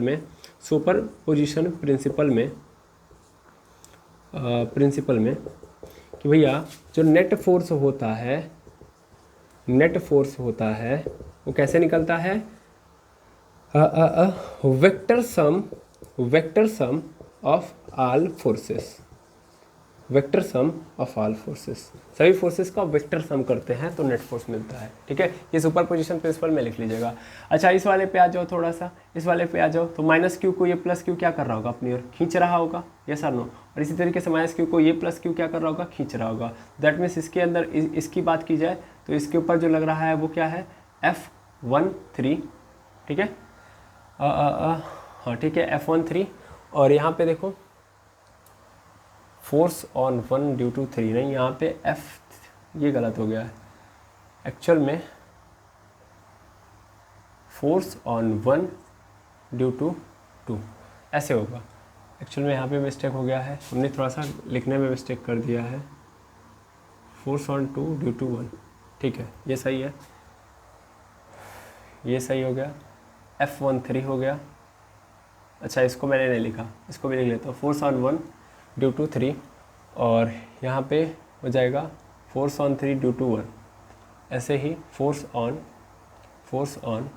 3 due to 2, ठीक है, नहीं फोर्स ऑन, अच्छा ये तो ऐसे ही रहेगा ना, ये तो सही है, फोर्स ऑन 2 ड्यू टू 3। ये थोड़ा सा कन्फ्यूज़न हो गया था, ध्यान नहीं दिया है, अभी समझ में आ गया। अभी कि 2 पे 3 लगा रहा है इस डायरेक्शन में, 2 पे 1 लगा रहा है इस डायरेक्शन में, और ऐसे ही इधर 1 पे कौन लगा रहा है, 2 लगा रहा है इस डायरेक्शन में। इसका भी हो गया हिसाब किताब, और इसके बीच में एंगल बन रहा है इतना। तो बारी बारी करके हम सबका निकालते हैं। सबसे पहले ए वाले का निकालते हैं, ठीक है, नेट फोर्स एट ए, चलो देखो नेट फोर्स एट ए, या Q1 लिख लो, सबसे बेटर है, नेट फोर्स एट Q1, ठीक है। तो Q1 पे देखते हैं हम लोग, तो Q1 हमारा यही है, इसके ऊपर नेट फोर्स निकालते हैं। तो नेट फोर्स कैसे निकलेगा, वेक्टर सम निकालते हैं। तो वेक्टर सम कैसे निकलता है भैया, अगर हम चाहते हैं कि दो लोग अगर एक ऑब्जेक्ट के ऊपर फोर्स लगा रहे हैं या दो फोर्सेस दो वेक्टर काम कर रहे हैं, तो नेट फोर्स या नेट वेक्टर अगर हम निकालना चाहें तो कैसे निकालते हैं।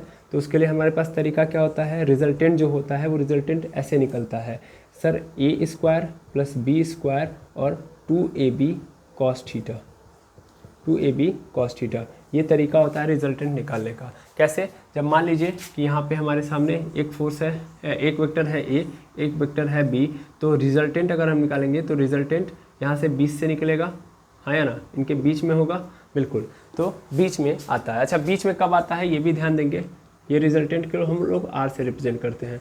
तो बीच में कैसे आता है, जब ये ए और बी मैग्नीट्यूड, मतलब ए और बी एक्चुअल में क्या हो, मैग्नीट्यूड में सेम हो, यानी इन दोनों का मैग्नीट्यूड सेम होगा, तो उस कंडीशन में क्या होगा, उस कंडीशन में जो फोर्स लगेगी उस कंडीशन में जो रिजल्टेंट होगा वो एक बीचों बीच होगा। ऐसे ही सपोज कर लो कि यहाँ पे ध्यान से देखो, तो यहाँ वाला और यहाँ वाला जो मैग्नीट्यूड है दैट मीन्स दोनों फोर्सेस होंगे। अच्छा, पहले मैं फोर्सेस निकाल लूँ, तो सभी के फोर्सेस तो सेम ही होंगे ना, मतलब सबके मैग्नीट्यूड तो सेम ही होंगे, क्योंकि यहाँ चार्ज क्यू है, यहाँ भी क्यू है, यहाँ भी क्यू है, तो चार्जेस तो सेम है, चार्जेस में कोई दिक्कत नहीं है, तो मैग्नीट्यूड क्या होगा, सबका सेम होगा। ध्यान देना, मैग्नीट्यूड सबका सेम होगा। अगर मैं फोर्स निकालूं जैसे यहाँ से यहाँ के बीच में, तो F इज इक्वल टू क्या होगा कि Q इंटू क्यू पूरे के नीचे आर स्क्वायर, आर होगा कि नहीं होगा, बीच में डिस्टेंस क्या है आर, तो आर स्क्वायर। ऐसे इनके और इनके बीच में भी निकालूं तो भी यही आएगा, और यहाँ से यहाँ तक भी निकालूं तो भी यही आएगा। तो मैग्नीट्यूड क्या रहेगा, सेम, मैग्नीट्यूड सेम,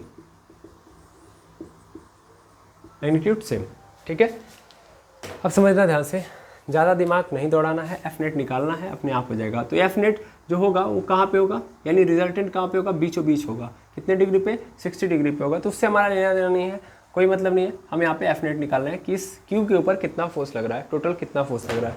तो चलो देख लो, यहाँ पे एफ नेट एट Q1 अगर हम निकालें तो वो होगा अंडर रूट में ध्यान देंगे कौन कौन सी फोर्सेस दो हैं, एक तो F12 है तो इसका स्क्वायर प्लस दूसरी फोर्स है F13 इसका square plus 2AB that means 2 into F13 into F12 और यहाँ पे cos थीटा। दोनों फोर्सेस के बीच में जो एंगल है वो कितना है, सपोज कर लो यहाँ पे थीटा था तो वही थीटा रखा गया था, तो यहाँ पे कितना है 120 डिग्री, तो 120 डिग्री डालेंगे।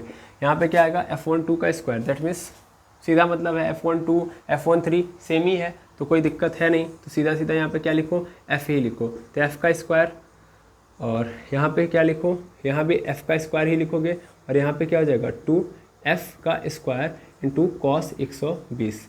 मिली यहाँ पे एक चीज़ लिख देना कि मैग्नीट्यूड सेम है, दैट मीन्स F12 बराबर है F13 के बराबर है, ये मतलब जितने भी हैं यहाँ पे दिख रहे हैं आपको F13 F12 ये बराबर है, ऐसे ही F21 और F23 बराबर है, और यहाँ पे सब आउट हो रहा है, एक्चुअल में यहीं पे मैं लिख दे रहा हूँ F12 F13 और F21 F23, ऐसे ही F31 और F32, ये सब के सब क्या है, बराबर है, क्या ही है वैल्यू, समझ में आ रहा है ना। मैग्नीट्यूड तो बराबर ही होगा, यहाँ पे मैग्नीट्यूड ही रखना है, तो ज़्यादा कुछ दिमाग दौड़ाना नहीं है। तो देखो यहाँ पे क्या हो जाएगा 2F स्क्वायर हो जाएगा, और यहाँ पे 120 की वैल्यू कितनी होगी, cos 120, तो 90 प्लस 30 दैट मीन sin 30, और sin 30 की वैल्यू कितनी हो जाती है, तो 90 प्लस 30 करोगे तो sin 30 हो जाएगा, यहाँ पे माइनस लग जाएगा, और sin 30 की वैल्यू 1/2 हो जाती है। तो यहाँ पे क्या आ जाएगा, यहाँ पे माइनस में 2F स्क्वायर इंटू 1/2, 2 से 2 क्या हो जाएगा, कैंसिल, दैट मीन्स क्या बन गया यहाँ पे, तो यहाँ पे बन गया हमारा 2F square minus F square, और यहाँ से घट जाएगा तो F स्क्वायर हो जाएगा, और यहाँ से क्या निकल गया F।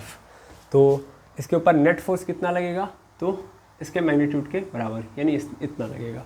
समझ में आया कि नहीं आया, F की वैल्यू समझ में आ रही है कितनी है, बिल्कुल, मैग्नीट्यूड सबका सेम। अब सेम कहानी इस वाले के लिए भी रहेगी, क्योंकि जिस तरीके से इसके ऊपर माइनस क्यू लग रहा था और प्लस क्यू लग रहा था, वैसे ही सेम यहाँ पे भी तो है, इसके ऊपर भी एक प्लस क्यू लगा रहा है और एक माइनस क्यू लगा रहा है, तो इसका भी वही होगा। यानी यहाँ पे मैं लिख सकता हूँ एफ नेट एट Q2, तो Q2 is equal to F, ठीक है। यहाँ भी क्या लगेगा, F ही लगेगा, और वो भी कैसा लगेगा, बीचों बीच, ठीक है, बीचों बीच। अभी हम लोग जो दिखा रहे हैं इसकी डायरेक्शन नहीं लिखे हम लोग, तो डायरेक्शन की भी बात कर लेते हैं। थोड़ा सा डायरेक्शन अभी नहीं देखा गया है, तो डायरेक्शन देखना ज़रूरी है। अब देखिए, हमने मैग्नीट्यूड तो निकाल लिया, डायरेक्शन नहीं निकाला, तो मेनली डायरेक्शन देखिएगा। तो अगर हम इसकी बात करें, इसकी इस एफ की यानी Q1 के बारे में बात करें, तो Q1 के ऊपर जो लग रहा है एफ नेट, उसकी डायरेक्शन कैसी होगी?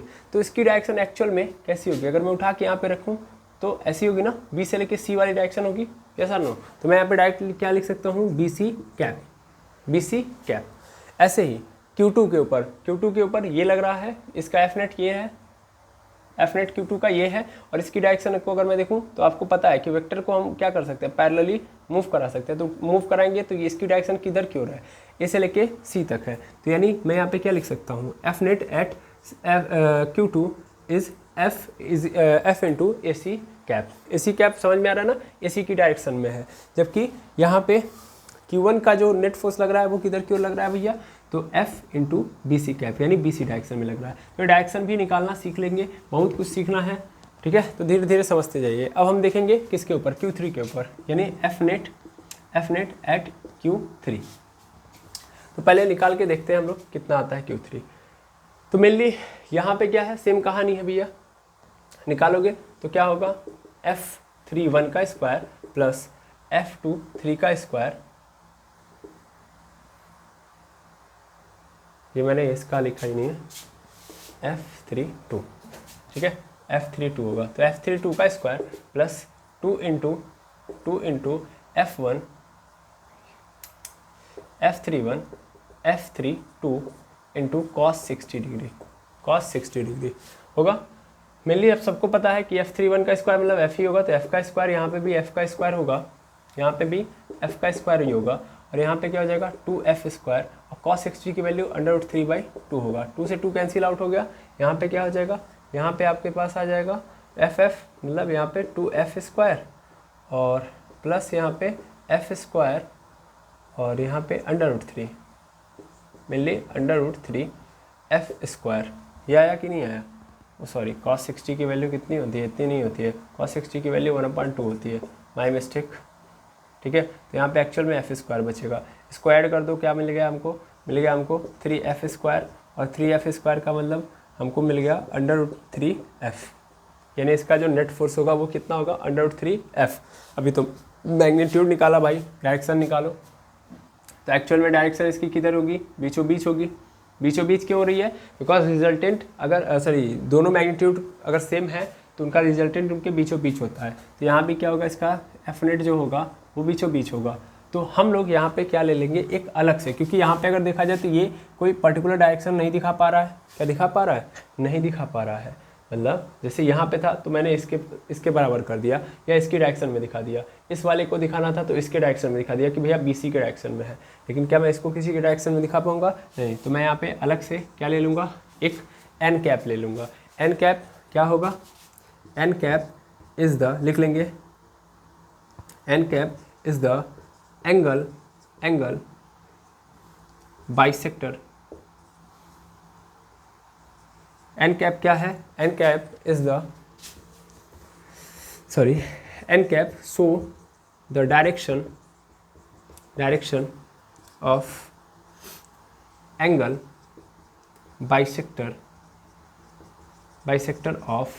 बाइसेक्टर ऑफ ACB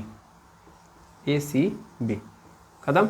यानी एन कैप क्या कर रहा है, ACB के एंगल बाइसेक्टर की डायरेक्शन को शो कर रहा है कि अगर ACB का एंगल बाइसेक्टर आता जो इसको क्या करता, 2 बराबर भागों में काटता, तो उसके डायरेक्शन में मेरा क्या है, ये एन कैप है। यानी यहाँ पे समझ में आ जाना चाहिए कि जो इसके ऊपर नेट फोर्स लग रहा है, इस C के ऊपर या -Q के ऊपर जो नेट फोर्स लग रहा है वो इसके एंगल बाइसेक्टर के डायरेक्शन में होगा। क्लियर है, आई बात समझ में। तो इस तरीके से आपको क्या करना है, इस तरीके से आपको सुपर पोजिशन प्रिंसिपल लगाना है। आप लोगों ने निकाल भी दिया, देखिए डायरेक्शन भी निकालने आ गया होगा आप लोगों को, कैसे डायरेक्शन निकालना है और मैग्नीट्यूड कैसे निकालना है वो तो आप लोग पहले से जानते हो, ठीक है। तो इस तरीके से हम लोग सुपर पोजिशन प्रिंसिपल देखेंगे, इसको आप नोट करिए, फिर हम नेक्स्ट टॉपिक की ओर मूव करते हैं। चलिए अब नेक्स्ट टॉपिक देखेंगे हम लोग, जिसका नाम है इलेक्ट्रिक फील्ड। इलेक्ट्रिक फील्ड विद्युत क्षेत्र। ठीक, अब क्या होता है विद्युत क्षेत्र, क्या होता है electric field.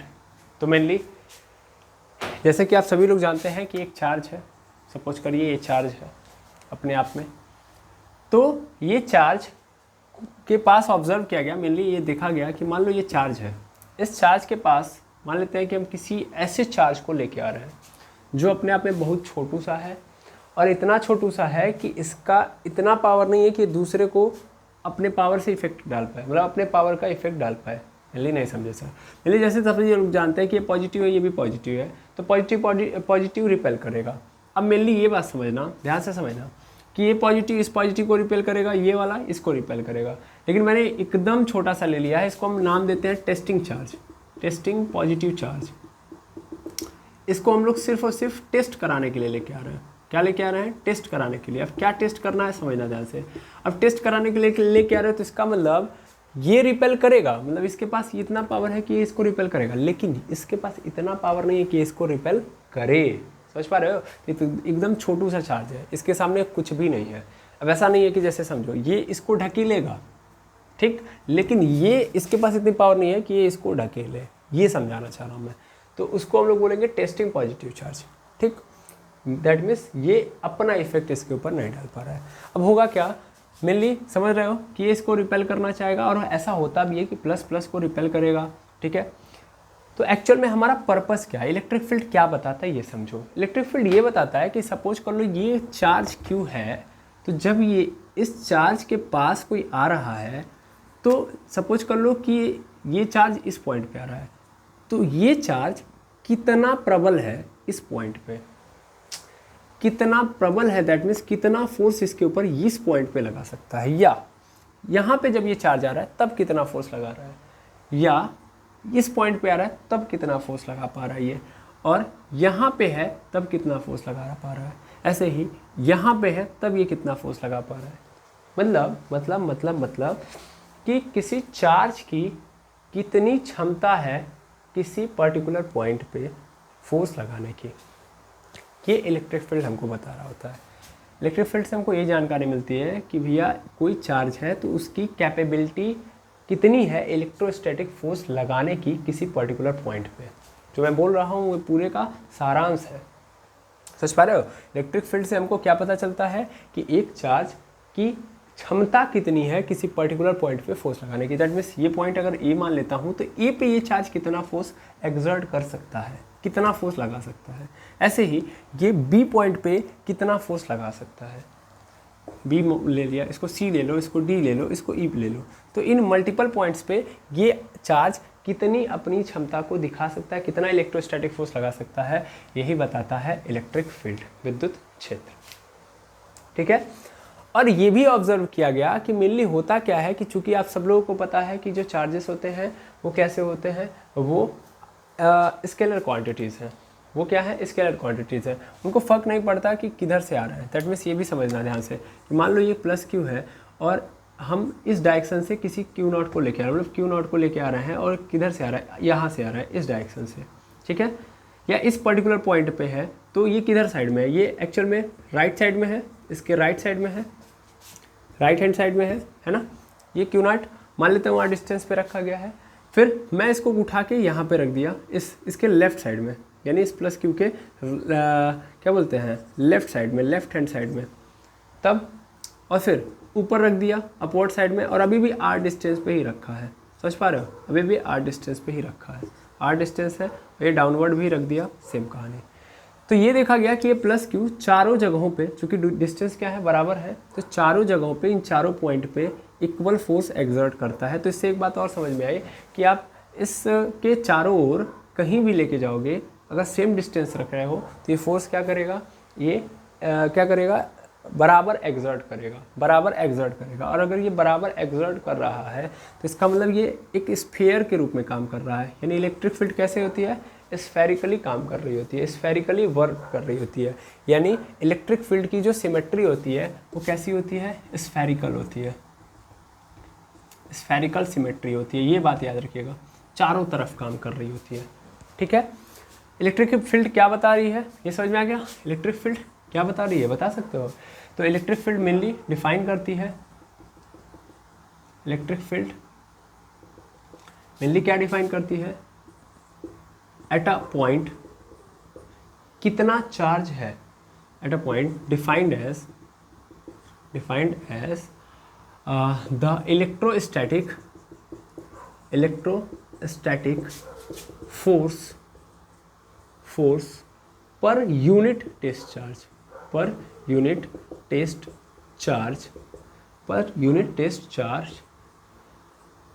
Charge on a positive testing charge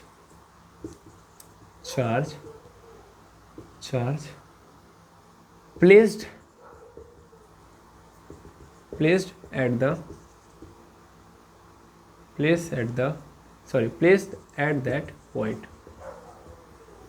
ठीक है, तो इलेक्ट्रिक फील्ड मेनली क्या बता रही होती है, याद रख लीजिएगा, ये डेफिनेशन आप खुद देख सकते हैं कि एक पॉइंट की इलेक्ट्रिक फील्ड ये डिफाइन करती है कि उस यूनिट टेस्टिंग चार्ज पे कितना इलेक्ट्रोस्टैटिक फोर्स लग रहा है जो उस पॉइंट पे रखा गया है। ठीक है, इलेक्ट्रोस्टैटिक फोर्स किसी पॉइंट के पर यूनिट इलेक्ट्रोस्टैटिक फोर्स को डिफाइन कर रही होती है कि ये चार्ज है तो ये चार्ज इस पॉइंट पे कितना फोर्स लगा रहा है, या इस पॉइंट पे कितना फोर्स लगा रहा है, या इस पॉइंट पे कितना फोर्स लगा रहा है, या इस पॉइंट पे कितना फोर्स लगा रहा है, इसके बारे में हमको जानकारी देती है इलेक्ट्रिक फील्ड। इलेक्ट्रिक फील्ड कैसे काम कर रही है, स्फेरिकल सिमेट्री के साथ काम कर रही है, यानी चारों ओर काम करती है। ठीक है ना, यानी चारों ओर इसका काम हो रहा होता है। मेनली ये सिंपल काम कर रही है, क्या कर रही है, पर यूनिट क्या बोलते हैं, पर यूनिट फोर्स निकाल रही है, पर यूनिट फोर्स डिराइव कर रही है। कौन सी फोर्स, इलेक्ट्रोस्टैटिक फोर्स किसी पर्टिकुलर पॉइंट पे। ठीक है, क्लियर है। तो अगर हम इसका डेफिनेशन लिखना चाहें तो मेनली इलेक्ट्रिक फील्ड को हम लोग डिफाइन करते हैं ई से, और ये कैसी क्वांटिटी है, वेक्टर क्वांटिटी है। तो मेनली अगर हम इसको डिफाइन करेंगे तो ये होगा F/Q0, E is equal to होगा F/Q0। ठीक है, अब अगर मैं इसको सही तरीके से लिखूं तो A इज इक्वल टू, जैसे मेनली समझो कि ये प्लस Q है, ये Q0 है, मान लेता हूँ कि ये कितने डिस्टेंस पे रखी गई है, R डिस्टेंस पे है ये Q0। ठीक है, तो अगर मैं इसके बीच में लगने वाला फोर्स निकालूँ तो क्या होगा, तो वो होगा Q0 होगा। क्लियर है, और अपॉन पूरे के नीचे, अच्छा बगल में ये तो लिखा ही नहीं, तो 1/4πε0 लिख लो, 4πε0 Q0 अपॉन पूरे के नीचे R² हो जाएगा। ये तो F की वैल्यू हो गई, और हमने बोला ना यूनिट वाली कहानी चल रही है तो इसलिए Q0 नीचे होगा, Q0 से Q0 कैंसिल, तो E इज इक्वल टू क्या आ गया, 1/4πε0 यहाँ पे Q/R²। और मेनली यहाँ पे आपको क्या करना पड़ेगा, डायरेक्शन भी दिखाना है तो डायरेक्शन भी आपको R कैप से दिखा दीजिएगा। ठीक है, तो R कैप लगा दीजिए, काम खत्म। ठीक है, तो इस तरीके से हम लोग इलेक्ट्रिक फील्ड को डिफाइन करते हैं, इस तरीके से। क्लियर है, अब समझिएगा मेरी बात को, जो मैं समझाना चाहता हूँ, क्या मैं समझाऊंगा आगे की ओर और समझो। मेनली इलेक्ट्रिक फील्ड क्या डिफाइन कर रही है कि भैया पर्टिकुलर पॉइंट पे कितना फोर्स लगाया जा सकता है एक चार्ज के द्वारा। ठीक है, ये भी लिख दो, अपने भाषा में भी लिखना बहुत ज़रूरी है कि पर्टिकुलर या स्पेसिफिक पॉइंट पे पर एक चार्ज कितना फोर्स एग्जर्ट कर सकता है। ठीक है, ये बात ठीक। मेनली अगर हम इसी बात को थोड़ा सा और डिफाइन करें तो E इज इक्वल टू होता है, यहाँ पे देखना, इसी चीज़ को मैं यहाँ पे भी लिख सकता हूँ, और इसको मैं मिटा दे रहा हूँ, इसको आप लोग नोट कर लिए होंगे क्योंकि ज़्यादा इसमें हो जाएगा तो फंस जाएगा सभी कुछ। देखिए यहाँ पे E इज इक्वल टू हमारे पास जो है F/Q0, तो मैं यहाँ पे लिमिट लगाऊंगा और Q0 इज टेंस टू 0, बहुत छोटा चार्ज लूँगा ना मैं, तो ये F/Q0 उसके लिए डिफाइन किया गया है। ठीक है, मेनली टेस्टिंग चार्ज की ही बात की जाएगी। इलेक्ट्रिक फील्ड एक्चुअल में टेस्टिंग चार्ज के लिए डिफाइन है, क्योंकि टेस्टिंग चार्ज आएगा तभी हम ये पता कर सकते हैं कि इस चार्ज की क्षमता कितनी है। अगर कोई दूसरा चार्ज आ जाएगा तो मेनली क्या होगा कि वो इसके सामने जब आएगा, ये वाला चार्ज इसके सामने आएगा तो मेनली Q0 हटा दो, बढ़िया वाला चार्ज लेके आए, तो फिर क्या होगा कि जब ये यहाँ पे प्लेस होगा तो ये अपनी भी तो कैपेबिलिटी दिखाएगा, तो ये भी रिपेल करेगा, तो आप इसकी पूरी क्षमता नहीं ज्ञात कर सकते। पूरी क्षमता ज्ञात करना है तो इसके सामने क्या करो, आप एकदम छोटे वाले को ला के रखो, समझ पा रहे हो। तो इससे क्या होगा कि सिर्फ और सिर्फ इसकी क्षमता आपको नजर आएगी। इलेक्ट्रिक फील्ड वही कर रहा होता है कि एक चार्ज कितना अपने चारों ओर क्षमता रखा है या अपने आप को रिप्रेजेंट कर सकता है, हर पॉइंट पे कैसी क्षमता है। मेनली समझो कि यहाँ पे क्या हो रहा है, यहाँ पे ये चीज़ तो नज़र आएगी इस फॉर्मूले से कि भैया ई जो है वो इनवर्स प्रोपोर्शनल है आर स्क्वायर के, यानी ई भी फोर्स की तरह ही काम कर रहा है, कुछ और काम नहीं कर रहा है। जैसे फोर्स काम कर रहा था वैसे ई भी काम कर रहा है। तो ई एक प्रकार से फोर्स ही है, ई क्या है, एक प्रकार के फोर्स ही है, बस ये यूनिट टेस्टिंग चार्ज के लिए है। ठीक है, बिल्कुल। अब हम और आगे बढ़े या चीज़ों को और डेराइव करें तो मेनली हम ये बोल सकते हैं कि डायरेक्शन की बात। तो डायरेक्शन मेनली समझो, मेनली सपोज कर लेता हूँ कि अगर हम यहाँ पे बात करें कि ये मान लेता हूँ कि सोर्स चार्ज है, सोर्स चार्ज मतलब बड़ा सा चार्ज है और इसके चारों ओर क्या है, पॉजिटिव है।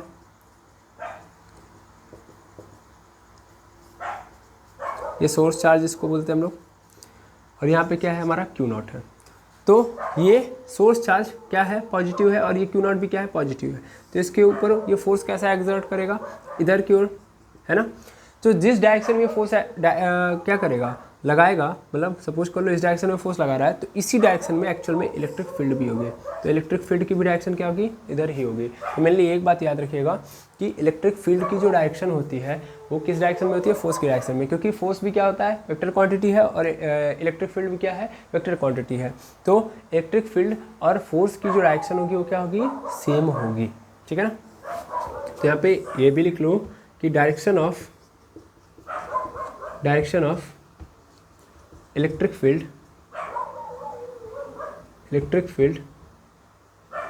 या हम नेक्स्ट स्लाइड में लिखते हैं तो ज़्यादा बेटर रहेगा, या उसको मिटाते हैं अभी।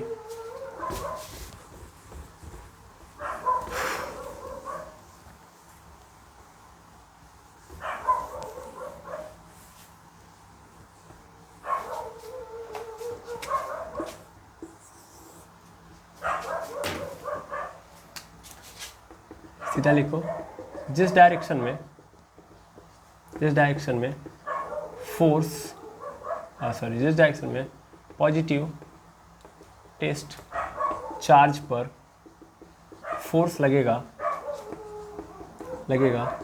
उसी डायरेक्शन या वही डायरेक्शन इलेक्ट्रिक फील्ड की भी होगी।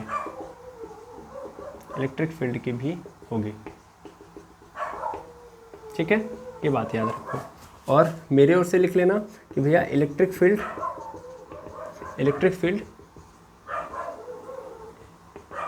एक प्रकार से इलेक्ट्रोस्टैटिक फोर्स ही है, या एक प्रकार से फोर्स ही है। ठीक है, क्लियर है, फोर्स ही है, कुछ और नहीं है, ये फोर्स ही है। ठीक है, और ये क्या है, वेक्टर क्वांटिटी है, इसको लिख ले देंगे, ये वेक्टर क्वांटिटी है, वेक्टर है भाई। अब यहाँ पे ध्यान देना, ये बातें याद रखना, फॉर्मूला भी याद रख लेना, या तो ये वाला या तो ये वाला। मेनली आपको ये वाला ज़्यादा नज़र आएगा, ये वाला भी आएगा लेकिन ये वाला भी आएगा। ठीक है, अब फटाफट इसके यूनिट एंड डायमेंशंस की बात कर लेते हैं। आई होप आपको ये सभी कहानियाँ समझ में आ गई होंगी। तो मैं इन सभी को हटाता हूँ यहाँ से और आगे की ओर बढ़ता हूँ। तो चलो देखो आगे की ओर, अगर हम बात करें आगे की ओर, तो आगे की ओर कहाँ पे बात करेंगे हम लोग, हम बात करेंगे यहाँ पे कि जो यहाँ पे फील्ड है। ठीक है, यूनिट एंड डायमेंशन। तो डायमेंशन रहने देते हैं क्योंकि डायमेंशन हम लोग डायरेक्ट लास्ट में निकाल लेंगे जब चैप्टर क्लोज होगा। तो एक ही बार डायमेंशन सबका निकालेंगे, जितने भी फिजिकल क्वांटिटी लेके आएंगे डायमेंशन एक साथ निकाल लेंगे। यूनिट देख लो, तो ई की अगर हम यूनिट की बात करें तो क्या होता है, F/Q0 होता है। मेनली समझ ही रहे हो, F का मतलब क्या होता है, न्यूटन अपॉन Q0 का मतलब कूलम, तो न्यूटन अपॉन कूलम होता है। ठीक है, इसको सीधा लिख दो Nc-1। ठीक है, बाद में आपको एक और फार्मूला मिलेगा क्योंकि E = आपको मिलेगा V/R। यहाँ से आपको नज़र आएगा वोल्ट/मीटर, बस सीधा लिख दे रहा हूँ, वोल्ट/मीटर। यहाँ पे लिख लो V/m। ठीक है, यानी V/m-1। तो इसकी दो यूनिट होती है, एक तो न्यूटन अपॉन कूलम और दूसरी वोल्ट मीटर। ठीक है, तो ये याद रखोगे, वोल्ट/मीटर ये भी होता है और N/C होता है, ये न्यूटन अपॉन कूलम। ये दो यूनिट होती है किसकी, इलेक्ट्रिक फील्ड की। ठीक है, अच्छा एक बात और समझ लो, क्या समझ लो सर, कि मेनली जो इलेक्ट्रिक फील्ड होती है इलेक्ट्रिक फील्ड, ठीक है, वो क्या आर स्क्वायर के बराबर होती है। जैसे कि फोर्स हमारा जो होता है इनवर्स प्रोपोर्शनल होता है आर स्क्वायर के, वैसे ये भी होती है, ठीक है। ये बात मैंने पहले भी बताई थी, लेकिन अभी भी आप इसको माइंड में रख लें तो ज़्यादा बेटर है। अब हम आगे की और चीज़ों को देखेंगे, तब तक आप इतना नोट करिए। अब इलेक्ट्रिक फील्ड के बारे में जो कॉन्सेप्ट्स हैं उनको समझते हैं। मेनली अगर हमारे पास इलेक्ट्रिक फील्ड है और हम इलेक्ट्रिक फील्ड डिफाइन करना चाहते हैं एक पॉइंट ऑफ चार्ज का, ठीक है। Electric field due to a point charge,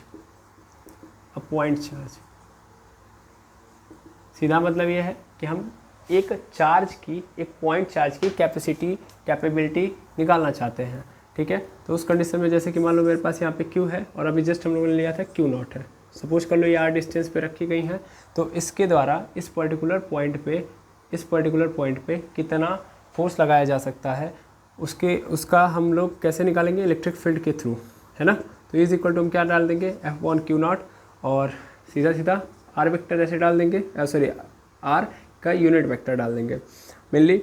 अब हम अगर यहाँ से बात करें, जैसे मान लो सपोज कर लो कि ये जो हमारी डायरेक्शन होगी किधर की ओर होगी, मतलब ये जो मेरा Q है इस Q0 को किधर की ओर ढकेल रहा होगा, इधर की ओर। अगर ये पॉजिटिव है तो इसको किधर की ओर ढकेल रहा होगा, इधर की ओर ढकेल रहा होगा ना। तो ये R यूनिट वेक्टर यही दिखा रहा है कि इसकी जो डायरेक्शन है किधर की ओर है, इधर की ओर है मेनली। आप यहाँ से समझ सकते हो, मैं यहाँ पर लिख भी सकता हूँ कि Q2 Q0, ये मतलब है कि Q2 Q0। अब यहाँ से आप डिफाइन करोगे तो क्या मिलेगा आपको, यहाँ से मिल जाएगा 1/4πε0। अभी जस्ट हम लोगों ने निकाला भी था Q/R²। तो ये हमारे सामने मिल जाएगा कि जब हमारे पास एक पॉइंट चार्ज है तो एक पॉइंट चार्ज का जो इलेक्ट्रिक फील्ड होगा वो कितना होगा, इतना होगा। लेकिन अगर सपोज कर लो हमारे पास सिस्टम है पूरा, यानी due to a system of point charge. अभी तो एक था, अब कई सारे आ गए, तब उस कंडीशन में क्या करोगे, है ना, मतलब कई सारे आ गए तब उस कंडीशन में कैसे इलेक्ट्रिक फील्ड डिफाइन करोगे। इलेक्ट्रिक फील्ड मतलब फिर से समझो, यहाँ पे एक चार्ज था तो एक चार्ज की कैपेबिलिटी इस पर्टिकुलर पॉइंट पे निकाल रहे थे, ठीक। अब कई सारे चार्जेस आ गए, तब उस कंडीशन में मिल के जो कैपेबिलिटी बिल्ड करेंगे, जो फोर्स बिल्ड करेंगे, उसको आप एक पर्टिकुलर पॉइंट पे कैसे डिफाइन कर सकते हो। मेनली सपोज कर लो कि मैं एक चार्ज लिया हूँ यहाँ पे Q1, ठीक है। इस Q1 का मैं सबसे पहले पोजीशन वेक्टर निकालूँ, सीधा मैं O से देखूँ, ओरिजिन से, तो ये कुछ ऐसा है, ठीक है ना। यहाँ पे है कितने डिस्टेंस पे, R1 पे है, ठीक है। ये Q1 है R1 पे, ठीक। फिर ऐसे ही हमारे सामने देखना ध्यान से, एक और चार्ज है जिसका नाम है Q2, यहाँ पे है और ये R2 डिस्टेंस पे है, ठीक है। अब हमारे पास आता है पॉजिटिव टेस्टिंग चार्ज Q0, वो कहाँ पे है, यहाँ पे है, और यहाँ से इसकी डिस्टेंस जो है वो कैसी है, R है, ठीक है। अब मैं जानना चाहूँगा कि ये Q1 और Q2 मिल के इस पर्टिकुलर पॉइंट P पर, यहाँ पे भी P ले लेना, ठीक है ना। तो यहाँ पे लिख देना electric field at P, electric field at P, ठीक है। ये क्या बता रहा है कि ये Q इस पर्टिकुलर P पे कितना फोर्स लगा पा रहा है, ये कहने का मतलब है। ऐसे ही इस पर्टिकुलर P पे ये Q1 और Q2 मिल के कितना फोर्स लगा रहे हैं, ये हमको यहाँ की नेट इलेक्ट्रिक फील्ड बताएगी, ठीक है। तो मेनली हम कैसे निकालेंगे, तो मेनली हम ये देखेंगे कि ये Q1 इस Q0 के ऊपर कितना इलेक्ट्रिक फील्ड जनरेट कर रहा है, मतलब ये Q1 इस पर्टिकुलर पॉइंट पे कितना फोर्स लगा पा रहा है। फिर ऐसे ही ये Q2 कितना इस पर्टिकुलर P पॉइंट पे फोर्स लगा पा रहा है, यानी Q1 की कैपेबिलिटी कितनी है इस Q0 के ऊपर लगाने की फोर्स की, और फिर Q2 की कितनी है, उस अनुसार हम आगे की ओर कहानी बढ़ाएंगे। मेनली अगर आप ध्यान से समझो तो अगर हम Q1 की बात करें तो ये Q1 इस Q0 के ऊपर जो इलेक्ट्रिक फील्ड जनरेट करेगा उसकी डायरेक्शन किधर की ओर होगी, इधर की ओर, और वो क्या होगी, इवन, ये सर नो। ऐसे ये जो Q2 है ये Q2 कैसे करेगा, तो ये भी ऐसे की ओर करेगा, मतलब इस डायरेक्शन में करेगा, और वो कितना होगा, E2। कैसे सर, कैसे आपने ऐसे कैसे कर दिया, थोड़ा सा इसको और डाउन कर लो, अदरवाइज सीधा कर दोगे तो 90 डिग्री पे बनाने लग जाएंगे। यहाँ पे हमने Q2 ले लिया, ठीक है, तो ऐसे गया है, ठीक है, ऐसे। अभी भी टेढ़ा नहीं हुआ, टेढ़ा जब नहीं रहेगा तो फिर मज़ा नहीं आएगा। यहाँ पे है Q2 और यहाँ से ऐसे गया है, ठीक है, ऐसे पकड़ लेना। तो ये E2 है। मेनली हुआ क्या, ये समझ पा रहे हो क्या हुआ है, इस Q2 कि अच्छा मैंने यहाँ पे E1 की डायरेक्शन इधर रखी, E2 की डायरेक्शन इधर रखी, इसका कारण क्या है, क्योंकि Q2 इसको ढकेल रहा होगा और Q1 भी इसको ढकेल रहा होगा, तो Q1 इधर क्यों ढकेल रहा होगा, Q2 इधर क्यों ढकेल रहा होगा, है कि नहीं है भाई। नेचर तो यही होगा ना, इस पर्टिकुलर पॉइंट पे फोर्स तो लग रहा है, लेकिन फोर्स की डायरेक्शन किधर क्यों होगी, इसकी डायरेक्शन इधर और इसकी डायरेक्शन इधर, तो इसलिए मैंने इलेक्ट्रिक फील्ड इधर कर दिया। पर्टिकुलर पॉइंट P पे दो इलेक्ट्रिक फील्ड जनरेट हो रही है, दो लोग पावर शो कर रहे हैं, तो इन दोनों के कारण टोटल कितना हो रहा है वो कैसे हम पता करेंगे, तो नेट निकालेंगे। नेट मतलब यहाँ से नेट निकालेंगे तो कितना हो जाएगा, वो इलेक्ट्रिक फील्ड नेट वाली मिल जाएगी हमको, मिल जाएगी। और नेट इलेक्ट्रिक फील्ड बताएगी कि ये दोनों मिल के इस पर्टिकुलर पॉइंट पे कितना फोर्स एग्जर्ट कर पा रहे हैं। समझ पा रहे हो ना भाई। Q0 तो सिर्फ दिखाने के लिए आया है ना, Q0 दिखाने वाला है, बस मैं ये चेक करना चाहता हूँ कि इस पर्टिकुलर पॉइंट पे ये दोनों मिल के कितना फोर्स लगा पा रहे हैं। क्लियर है कि नहीं है। तो ले दे के बाद फोर्स वाली ही चल रही है। जैसे अभी जस्ट पीछे फोर्स का देखिए, तो फोर्स में कैसे नेट फोर्स निकाल रहे थे, वेक्टर सम कर रहे थे, सुपरपोजिशन प्रिंसिपल लगा रहे थे। सेम कहानी यहाँ भी करनी है। अब सुपरपोजिशन प्रिंसिपल लगाने की जरूरत नहीं है, क्या कर लो, इंडिविजुअल निकाल लोगे, पहले इंडिविजुअल E1 निकाल लो, इंडिविजुअल E2 निकाल लो। तो फर्स्ट काम तो क्या करो, इंडिविजुअल करो, इंडिविजुअल वर्क करो, individually find E1 and E2, अकेले अकेले मतलब अलग अलग E1 और E2 प्राप्त करो। कर लिया, उसके बाद क्या कर लो, वेक्टर सम लगा दो, vector sum for net electric field, काम खत्म। नेट इलेक्ट्रिक फील्ड के लिए क्या कर दो, वेक्टर सम लगा दो, वेक्टर सम लगा दोगे काम खत्म हो जाएगा अपना। अब सबका डायरेक्शन भी क्या है, अलग अलग। जैसे मेनली इसका अगर यहाँ पे देखोगे तो इधर की ओर डायरेक्शन, मतलब यहाँ से लेके यहाँ तक डिस्टेंस देखोगे ना, हम तो डिस्टेंस ये वाली देखेंगे। ये Q1 का तो हम पोजीशन वेक्टर देख रहे हैं ना, मतलब पोजीशन अगर बात की जाए तो R1 क्या है, it is a position vector of Q1। Yes और नो, ये पोजीशन दिखा रहा है कि Q1 कहाँ पे है, Q2 कहाँ पे है, तो यहाँ पे है। ठीक है, मेनली अगर हम यहाँ से देखें तो क्या होगा, इस पर्टिकुलर पॉइंट P के लिए हम लोग लिखेंगे R1P, यानी 1 से लेके P की ओर, 1 से लेके P की ओर। और यहाँ से हम लिखेंगे तो क्या लिखेंगे, R2P, 2 से लेके P की ओर जो डिस्टेंस है, या 2 से लेके P तक की जो डिस्टेंस है वो यहाँ से इस तरीके से दिखाई जाएगी। और इस 1 से लेके मतलब Q1 से लेके P तक की जो डिस्टेंस होगी वो R1P के थ्रू दिखाई जाएगी, जो बता रहा है कि 1 से लेके P तक। ठीक है, अब नेट अगर निकालोगे, वेक्टर सम निकालोगे, तो ये E कैसा होगा, E अगर आप डिफाइन करना चाहो तो कैसा होगा, तो सर वो होगा E1 प्लस E2, होगा कि नहीं होगा। अब कैसे डायरेक्टली कर दोगे, नहीं वेक्टर सम करना है। वेक्टर सम कैसे होता है आपको पता है, वेक्टर सम अभी जस्ट आप लोगों ने डिफाइन किया है। तो मेनली अगर हम कभी भी ई नेट निकालेंगे तो ई नेट के लिए हम लोग क्या करेंगे, ई नेट के लिए हम लोग सीधा सीधा करेंगे सर कि E1 plus E2 plus E3 plus E4 ऐसे चल देंगे। ठीक है, ऐसे कर देंगे। अच्छा, मैं जब ऐसे लिख दूंगा तो ये बात समझ में आ रही है ना कि हमको ऐसे नहीं करना होता है, हमको ऐसे नहीं करना होता है। ये तो हम दिखा रहे हैं कि हम डायरेक्ट जोड़ रहे हैं, बट हम डायरेक्ट जोड़ेंगे नहीं ना, हम क्या निकालेंगे, वेक्टर सम। वेक्टर सम मतलब कैसे निकालेंगे, तो अगर मैं सीधा सीधा लिख दूँ, चूँकि ये क्या है, वेक्टर सम है, तो उस कंडीशन में मुझे क्या करना पड़ेगा, अगर मैं यहाँ पे ऐसे लिख दूँ कि E1 का स्क्वायर कर दूँगा मैं, E2 का स्क्वायर कर दूँगा, फिर क्या आएगा मेरे पास, फिर आ जाएगा मेरे पास 2E1 E2 कॉस थीटा। तो क्या ये बात समझ में आ रही है, हाँ या ना।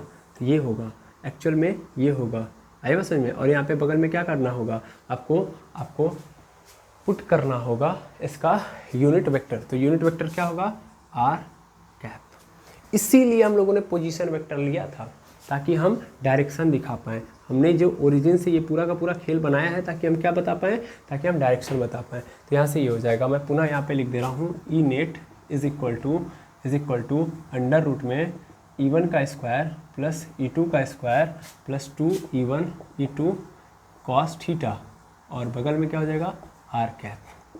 समझ में आया, यहाँ से निकल लोगे। ये क्या है, it is a vector sum. Vector sum में डायरेक्ट नहीं आप कर सकते, E1 E2 E3, तो आपको क्या करना पड़ेगा, पूरा कैलकुलेट करना पड़ता है इस तरीके से। तो यहाँ पे आप बारी बारी निकाल लोगे। आई होप आपको समझ में आ गया होगा, क्लियर है। तो मैंने यहाँ के लिए बता दिया है, बाकी कई सारे होंगे, मतलब कई सारे चार्जेस होंगे, तो उनके कारण एक पर्टिकुलर पॉइंट पे अगर हम स्ट्रेंथ निकालना चाहते हैं, इलेक्ट्रोस्टैटिक फोर्स निकालना चाहते हैं, तो ये पूरा तरीका आप लगा देंगे, बारी बारी करिएगा, काम हो जाएगा। ठीक है, तो इस तरीके से हम लोगों ने देख लिया कि एक पॉइंट चार्ज के कारण एक पर्टिकुलर पॉइंट पे कितना इलेक्ट्रिक फील्ड जनरेट होता है, और सिस्टम ऑफ चार्जेस आ गए या सिस्टम ऑफ पॉइंट चार्जेस आ गए, या ग्रुप में आ गए पॉइंट चार्जेस, तो उनके कारण एक पर्टिकुलर पॉइंट पे कितना इलेक्ट्रिक फील्ड जनरेट हो रहा है, तो इस तरीके से हम डिफाइन कर लेंगे। मेनली क्या है, ये फोर्स है, बस इसको फील करो, electric field is nothing but it is a force. तो अगर फोर्स फील कर लोगे तो काम बन जाएगा, जैसे फोर्स का फिनोमिना है वैसे इलेक्ट्रिक फील्ड का फिनोमिना है, ठीक है। तो इन सबको आप नोट करिए, फिर हम नेक्स्ट टॉपिक की ओर मूव करेंगे। तो मेनली इलेक्ट्रिक फील्ड हम लोगों ने समझ लिया, और हम लोगों ने जस्ट यहाँ पे ये बात की थी कि इलेक्ट्रिक फील्ड का जो नेचर होता है वो स्फेरिकल सिमेट्री का होता है, समझ पा रहे हो। तो यहाँ पे हम लोगों ने देखा था कि एक चार्ज है, तो एक चार्ज के पास अगर हम किसी चार्ज को लेके आ रहे हैं, तो चाहे हम इधर से लेके आएँ, चाहे हम इधर से लेके आएँ, चाहे हम इधर से लेके आएँ, चाहे हम इधर से लेके आएँ, चाहे हम इधर से लेके आएँ, कहीं से भी लेके आएंगे, इसके ऊपर फोर्स ये चार्ज लगाएगा, है ना, ये चार्ज इन सभी के ऊपर फोर्स लगाएगा। तो माइकल फैराडे ने एक एजम्पशन लिया, क्या एजम्पशन लिया कि यार एक बात बताओ, ये जो क्यू है इन सबको खींच कैसे रहा है। मेनली अगर हम इसके खींचने के नेचर को पकड़े तो हम बहुत सारे फिनोमेना को समझ सकते हैं, समझ पा रहे हो। क्या उन्होंने बोला कि एक्चुअल में अभी हम देख रहे थे कि इलेक्ट्रिक फील्ड था, तो इलेक्ट्रिक फील्ड में हम पर्टिकुलर पॉइंट पे देख रहे थे कि कितना फोर्स लग रहा है ना। तो हमने ये भी देखा वहीं पे कि यार कहीं से भी लेके जाओगे तो फोर्स तो इक्वल लगेगा। दैट मीन्स एक चार्ज जो है किसी दूसरे चार्ज को जब देख रहा है तो अपनी ओर खींच रहा है। और मेनली यार किसी चीज़ को आप खींच रहे हो तो उसके लिए किसी ना किसी चीज़ की तो ज़रूरत पड़ेगी ना। जैसे हमारे सामने अगर कोई ऑब्जेक्ट रखा है, जैसे मेरे सामने वहाँ पे कोई ऑब्जेक्ट रखा है और मैं चाह रहा हूँ कि इसको खींच के अपनी ओर कर लूँ, तो ये बताओ क्या मैं शक्तिमान वाली शक्ति लगा के उसको खींच सकता हूँ? नहीं, ऐसा तो मेरे पास कोई जादू नहीं है। मेरे पास एक तरीका है कि मैं एक रस्सी लूँ और रस्सी से उसको बांधूँ और बांध के फिर खींच लूँ। इसके अलावा कोई और तरीका तो हो ही नहीं सकता, है कि नहीं है। मैं उसको कैसे खींचूँगा, कोई तरीका है नहीं।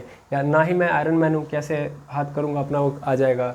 या क्रिस का ऋतिक रोशन हूँ, हाथ करूँगा तो आ जाएगा। या धूम 3 का आमिर खान हूँ, तो ऐसे हाथ लगाऊंगा तो यहाँ पे कुछ सेट होगा तो आ जाएगा। ऐसा कुछ नहीं होने वाला है, कुछ ना कुछ तो यहाँ पे होगा जिसके थ्रू मैं खींच पाऊंगा। और होगा क्या, दैट मीन्स रस्सी होगी, कोई लाइनिंग होगी जिसके थ्रू मैं क्या कर रहा हूँ, खींच रहा हूँ। तो माइकल फैराडे ने इसी एजम्पशन के आधार पे ही बोला कि एक्चुअल में जो चार्जेस होते हैं उनके चारों ओर क्या होती हैं, इलेक्ट्रिक फील्ड लाइन्स होती हैं। क्या होती है, electric field lines of forces के लिए इलेक्ट्रिक फील्ड लाइन्स बनी होती है। समझ पा रहे हैं, जो क्या करती है, जिनकी मदद से एक चार्ज दूसरे चार्ज को अपनी ओर खींचता है या दूर भगा रहा होता है। समझ में आया। तो माइकल फैराडे ने ये एजम्पशन दिया कि हर चार्ज के चारों ओर फोर्स लगाने के लिए बहुत सारी इलेक्ट्रिक फील्ड लाइंस होती हैं। ठीक है, तो अब हम पढ़ने जा रहे हैं इलेक्ट्रिक लाइंस ऑफ फोर्स। ठीक है, समझ में आया, कहाँ से आ रहा है, समझ में आ रहा है, किसने दिया है, माइकल फैराडे साहब ने दिया है। माइकल फैराडे साहब ने इसको दिया और देने के बाद उन्होंने बहुत सारे कॉन्सेप्ट को भी समझाया। मतलब माइकल फैराडे साहब ने बहुत सारे कॉन्सेप्ट को इसके थ्रू क्या किया था, सॉल्व किया था। ये बात आप याद रखेंगे, ओके। जैसे कि उन्होंने इलेक्ट्रोस्टैटिक फोर्स की कहानी को अच्छे से डिटेल में समझा और ये माना कि देखो, जो थोड़ा सा मैं इनके स्पेलिंग को सही कर दूँ, अदरवाइज ये फैराडिया लगेंगे। ठीक है, तो फैराडे ऐसे होगा, माइकल फैराडे। तो इन्होंने क्या एजम्पशन दिया कि हर चार्ज के चारों ओर इलेक्ट्रिक फील्ड लाइंस है। ये कैसी लाइंस है, इमेजिनरी लाइन है। पहले ये समझ लो, अदरवाइज तुम सच में मानने लगोगे। ठीक है ना, इमेजिनरी लाइंस प्रेजेंट होती हैं और ये इन इमेजिनरी लाइंस के थ्रू, मान लो ये चार्ज है तो इस चार्ज के चारों ओर, सपोज कर दो ये प्लस क्यू चार्ज है, यानी प्लस चार्ज है, पॉजिटिव चार्ज है, ऐसे लिख लेता हूँ मैं, पॉजिटिव चार्ज। ठीक है, पॉजिटिव चार्ज है, तो पॉजिटिव चार्ज से ऐसे चारों ओर ऐसे लाइंस बनी होंगी। समझ पा रहे हो, ऐसे क्या बनी होंगी, लाइंस बनी होंगी। इन्हीं लाइंस को हम लोग क्या बोलते हैं, मैग्नेटिक फील्ड लाइंस बोलते हैं। किसी भी चार्ज के, आइए समझ में, जिनके थ्रू ये क्या करता है, जिनकी वजह से किसी ऑब्जेक्ट के ऊपर, किसी दूसरे चार्ज के ऊपर फोर्स लगाता है। ठीक है, तो ये सबसे पहला कॉन्सेप्ट है। माइकल फैराडे ने इसी के हेल्प से मैग्नेटिज्म के भी कई सारे कॉन्सेप्ट को सॉल्व किया। क्योंकि देखो, इलेक्ट्रिक लाइंस ऑफ फोर्सेस आपको यहाँ पे नजर आ रही हैं, ऐसे फिर आप आगे जाओगे तो फिर आपको मैग्नेटिज्म के अंदर या मैग्नेटिक फील्ड भी एक नज़र आएगी और वहाँ पे फिर मैग्नेटिक लाइंस पढ़ोगे, मैग्नेटिक लाइंस ऑफ फोर्स। यानी एक मैग्नेट दूसरे मैग्नेट को अपनी ओर खींच रहा है तो उस मैग्नेट के चारों ओर भी इमेजिनरी लाइंस होती हैं, जिनकी मदद से वो क्या कर रहा होता है, दूसरे मैग्नेट के ऊपर फोर्स लगा पाता है। ठीक है, तो ये तो पहला कॉन्सेप्ट माइकल फैराडे ने चीज़ों को एज्यूम करने, इमेजिन करने के लिए बनाया था। और उन्होंने बोला कि ये जो लाइन्स है कैसी हैं, इमेजिनरी हैं। मेनली इसका सेकेंड कॉन्सेप्ट ये है कि मान लो अगर हम इलेक्ट्रिक लाइन्स ऑफ फोर्सेस को अगर बताना चाहें तो क्या है एक्चुअल में, ये तो समझ में आ गया पहली बात। दूसरी बात ये बोला गया कि सपोज कर लो अभी जस्ट देखा गया कि ये क्यू है, ठीक है ना, ये क्यू नॉट है। इस क्यू नॉट को अगर हम इसके इस प्लस क्यू के रिस्पेक्ट में फ्रीली छोड़ दें, मतलब ये प्लस क्यू है, इसके रिस्पेक्ट में हम क्या कर दें, फ्रीली छोड़ दें। तो जब हम फ्रीली छोड़ देंगे तो फ्रीली छोड़ने के बाद क्या ये मूव करेगा कि नहीं करेगा, मूव करेगा। तो जैसे जैसे ये मूव करेगा, मतलब सपोज कर लो ये मूव कर रहा है, तो जैसे जैसे ये मूव करेगा, सपोज यहाँ पे है तो यहाँ से ऐसे ऐसे मैं लेता हूँ, ऐसे ऐसे मूव करेगा, ऐसे मैं एज्यूम कर रहा हूँ कि ऐसे ऐसे क्या करेगा, ये मूव करेगा। तो जब ये मूव करेगा तो जो पाथ बनाएगा, जो कर्व बनाएगा, उस कर्व को ही हम लोग इलेक्ट्रिक लाइन्स ऑफ फोर्स बोल रहे हैं। ये नहीं पल्ले पड़ा, ये पल्ले पड़ा होगा, ये वाला थोड़ा सा कठिन हो गया होगा।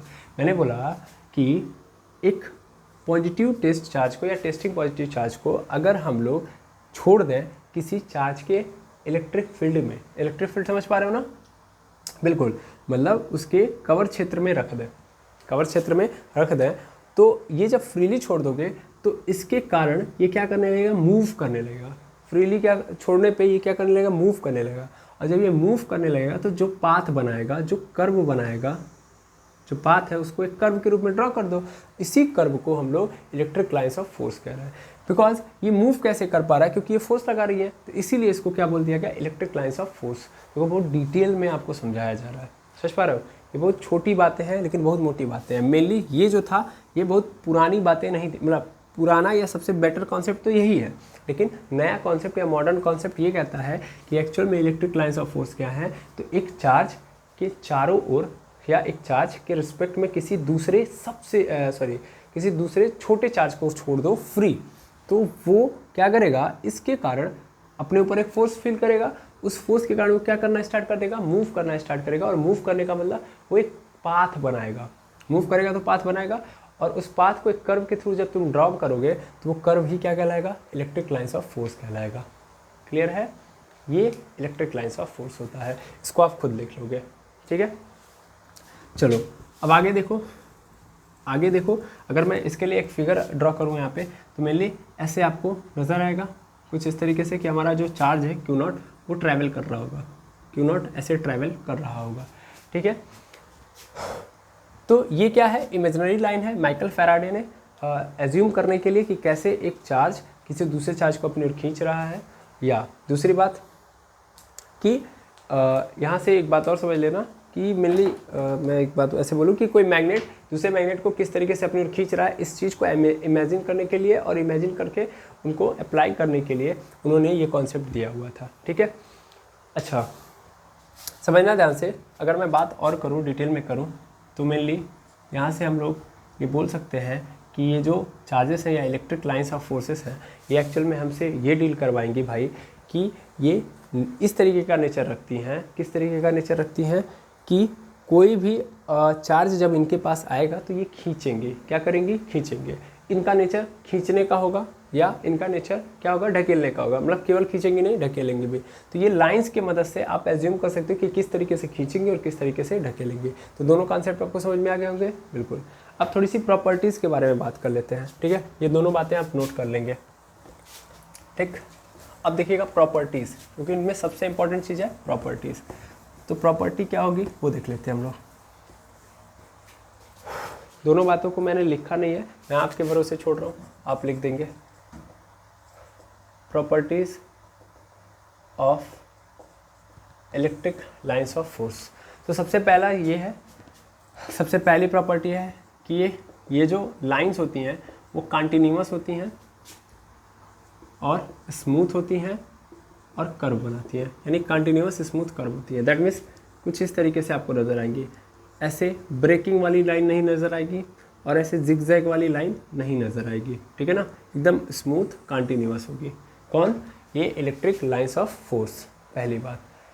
दूसरी बात ये समझना कि इनका जो डायरेक्शन होगा कैसे होगा। तो एक्चुअल में ये ध्यान देना कि ये पॉजिटिव से निकलेंगी, पॉजिटिव से निकलेंगी, यानी स्टार्टिंग इनकी कहाँ से होती है, पॉजिटिव से। याद रखना स्टार्ट यहाँ से होता है और इंड कहाँ पे होगा, तो इंड निगेटिव में होगा, ठीक है ना, स्टार्ट पॉजिटिव से और एंड निगेटिव पे, समझ में आ रहा है, ऐसे चलेगी ऐसे, ठीक है। अगर अकेले अकेले है तो जैसे पॉजिटिव है तो पॉजिटिव से स्टार्ट होगी पॉजिटिव से, और कहाँ जाएगी, जब कोई निगेटिव नहीं है तो ये कहाँ जाएगी, इनफाइनाइट तक, कहाँ जाएंगी, इनफाइनाइट तक। स्टार्टिंग है इनकी, इन लाइंस की स्टार्टिंग है पॉजिटिव चार्ज, तो ये कहाँ जाएंगी, इनफाइनाइट तक। ऐसे ही निगेटिव वाली कहानी देखना, निगेटिव के रिस्पेक्ट में क्या होगा कि ये इनफाइनाइट से कहाँ पे आ रही होंगी, निगेटिव की ओर, तो निगेटिव में आती हैं, याद रखेंगे, निगेटिव की ओर आती हैं और पॉजिटिव से जाती हैं, ठीक है, सब इसकी ओर आती है, बना दो। तो ये प्रॉपर्टी है किसकी, इलेक्ट्रिक फील्ड लाइंस की, कि पॉजिटिव से दूर जाती हैं और निगेटिव के पास आती हैं,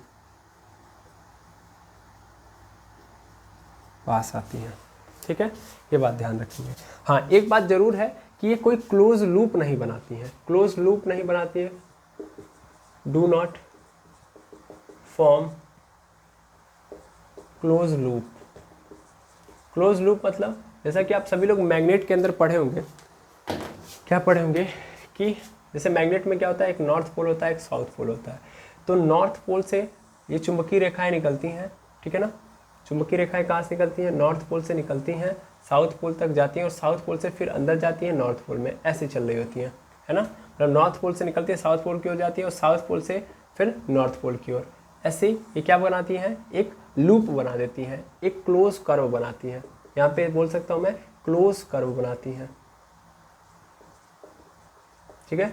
अब क्लोज कर्व ये भी बना रही है, ये भी क्लोज कर्व है, ये भी क्लोज कर्व भी है, बट ध्यान देखना लूप नहीं बनाती है। लूप मतलब जहाँ से स्टार्ट किया वहाँ पे ख़त्म नहीं करती है, जहाँ से स्टार्ट किया वहाँ पे ख़त्म नहीं करती है। यहाँ पे लिख देना जहाँ से ख़त्म किया, बट जहाँ से ख़त्म किया वहाँ, सॉरी, जहाँ से स्टार्ट किया वहाँ पर ख़त्म नहीं करती हैं, ख़त्म नहीं होती हैं, ठीक है ना। तो ये तो कैसा हो रहा है, ऐसे चल रहा है, ऐसे ऐसे ऐसे ऐसे ऐसे ऐसे देखोगे तो ऐसे चल रहा होगा, ठीक है। तो ये लूप बन रहा होगा किसके अंदर, मैग्नेट्स के अंदर, लेकिन इलेक्ट्रिक फील्ड लाइंस ऐसा बिहेव नहीं करती हैं, ठीक है। अब और आगे की बात करें हम लोग, तो एक और चर्चा का विषय है और सबसे इम्पॉर्टेंट बात है कि मेनली अगर सपोज कर लो कि आपने एक इलेक्ट्रिक फील्ड लाइंस ड्रॉ की, तो इलेक्ट्रिक फील्ड लाइंस के ऊपर जब आप टेंजेंट ड्रॉ करोगे, क्या ड्रॉ करोगे, टेंजेंट आप सभी लोगों को पता है, टेंजेंट मतलब क्या होता है, स्पर्श रेखा मतलब किसी भी कर्व के एक पॉइंट को टच करते हुए जब कोई लाइन जाती है तो उसी को हम लोग क्या बोलते हैं, टेंजेंट बोलते हैं। तो जब भी हम किसी पे भी एक टेंजेंट ड्रॉ करेंगे, सपोज कर लो कि ये पूरा का पूरा क्या है, ये ऐसे पूरा का पूरा एक सर्कल है, इस सर्कल पे आपको टेंजेंट कैसे ड्रॉ करना होता है, तो मेनली ऐसे ड्रॉ करते हैं आप, ठीक है, ऐसे, ये सब क्या है, टेंजेंट है। तो ये टेंजेंट एक्चुअल में क्या कर रहा होगा, ये टेंजेंट एक्चुअल में डायरेक्शन शो कर रहा होगा, क्या शो कर रहा होगा, डायरेक्शन, ठीक है। तो याद रखेंगे कि इलेक्ट्रिक लाइंस ऑफ फोर्स की डायरेक्शन, या सीधा बोलूँ मैं कि टेंजेंट के द्वारा, या tangent electric lines of force की डायरेक्शन बताता है, ठीक है, बताता है। पांचवी बात समझ लो, पांचवी बात, दो इलेक्ट्रिक लाइंस ऑफ फोर्स एक दूसरे को इंटरसेक्ट नहीं करती हैं, do not intersect to each other, do not intersect to each other, एक दूसरे को इंटरसेक्ट नहीं करती हैं। मेनली अगर मैं इस बात को और समझाऊं डिटेल में, जैसे यहाँ पे देखो, एक लाइन ऐसे जा रही है, एक लाइन ऐसे आ रही है, ठीक है। तो ये मतलब ये एक इलेक्ट्रिक फील्ड लाइन है ना, ये इलेक्ट्रिक लाइन 1 है, ये इलेक्ट्रिक लाइन 2 है, देखा जाए नीचे दिखाई दे रहा है, तभी आपको समझ में आएगा, समझ में आ रहा है, दिखाई दे रहा है, मैं यहाँ पे दिखा दे रहा हूँ, सबसे बेटर रहेगा, उस चीज़ को यहाँ पे आप नोट कर लीजिएगा, ये तो आप लोगों ने नोट कर ही लिया होगा। तो मेनली ऐसे गए एक लाइन ऐसे आई और यहाँ पे कट कर गई, तो जब ऐसा होगा तो अभी जस्ट ऊपर बताया गया था टेंजेंट ही डायरेक्शन बताता है। मेनली सपोज कर लो कि इसकी डायरेक्शन यहाँ पे इस पर्टिकुलर पॉइंट पे तो दिखा रहा है कि इधर की ओर जा रही है, मतलब इलेक्ट्रिक लाइन्स की डायरेक्शन किधर की ओर है, इधर की ओर। अब यहाँ पे देखोगे तो इस पर्टिकुलर पॉइंट पे डायरेक्शन दिखा रहा है इधर की ओर है, यहाँ पे देखोगे तो इधर की ओर है कि नहीं है। लेकिन जब आप यहाँ पे देखोगे, अच्छा इधर भी पहले देख लो, यहाँ पे देखोगे तो इधर की ओर दिखा रहा है लाइन्स का, यहाँ पे इधर की ओर, ऐसे यहाँ पे इधर की ओर, ऐसे यहाँ पे इधर की ओर। लेकिन जब इस पर्टिकुलर पॉइंट पे आओगे जहाँ पे इंटरसेक्ट किया है, तब यहाँ पे तो दो डायरेक्शन हो गई, एक तो ऐसा दिखा रहा है कि इधर की ओर, एक तो दिखा रहा है इधर की ओर। तो अब ये बताओ कि यहाँ पे जब टेंजेंट ड्रॉ करोगे इस पर्टिकुलर पॉइंट पे, तो यहाँ पे दो टेंजेंट ड्रॉ होने लगेंगे। दो टेंजेंट मतलब दो डायरेक्शन।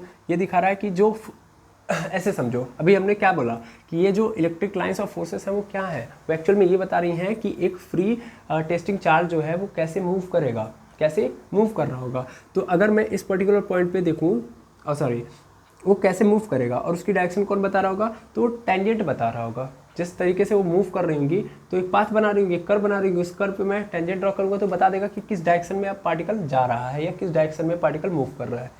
जब मैं इस पर्टिकुलर पॉइंट पे टेंजेंट ड्रॉ करूँगा तो उस कंडीशन में क्या होगा, उस कंडीशन में ये दिखाई दे रहा है कि जो पार्टिकल है इधर भी जा रहा है और इधर भी जा रहा है। यार ये पॉसिबल है? नहीं, बिल्कुल नहीं। जब कभी भी हमको इस तरीके से चीज़ें नज़र आ रही हैं कि भैया अगर ये दोनों इंटरसेक्ट कर गए, that means electric lines of force अगर इंटरसेक्ट कर जाएगी तो फिर उस पार्टिकल के मूवमेंट की डायरेक्शन दो हो जाएगी, मतलब दो डायरेक्शन में शो होने लगी। ये एक दिखा रही है कि इधर जा रहा है, दूसरी दिखा रही है इधर जा रहा है। तो ऐसा पॉसिबल हो ही नहीं सकता, पार्टिकल तो एक ही है, इन चार्ज तो एक ही है, तो ये इधर भी और उधर भी कैसे मूव कर सकता है कि नहीं है? तो पॉसिबल नहीं है, ठीक है ना। तो ये बात याद रखिएगा कि do not intersect to each other, ठीक, इसको आप नोट करिए। फिर नेक्स्ट प्रॉपर्टीज़ की ओर मूव करते हैं हम लोग। चलिए अब और देख लेते हैं। ये प्रॉपर्टीज़ तो आप लोग समझ लिए होंगे, यहाँ पे एक्चुअल में सही तरीके से लिख देता हूँ मैं, प्रॉपर्टीज़, ठीक है, of electric lines of forces. अब अगली प्रॉपर्टी है, 5 हो गई थी, छठी प्रॉपर्टी देख लो कि मेनली ये जो होते हैं, कोई कंडक्टर है सपोज कर लो, तो कोई भी सरफेस है, मेनली मैं ऐसे लिख देता हूँ, always perpendicular to the surface of conductor, यानी हमेशा कैसे होते हैं,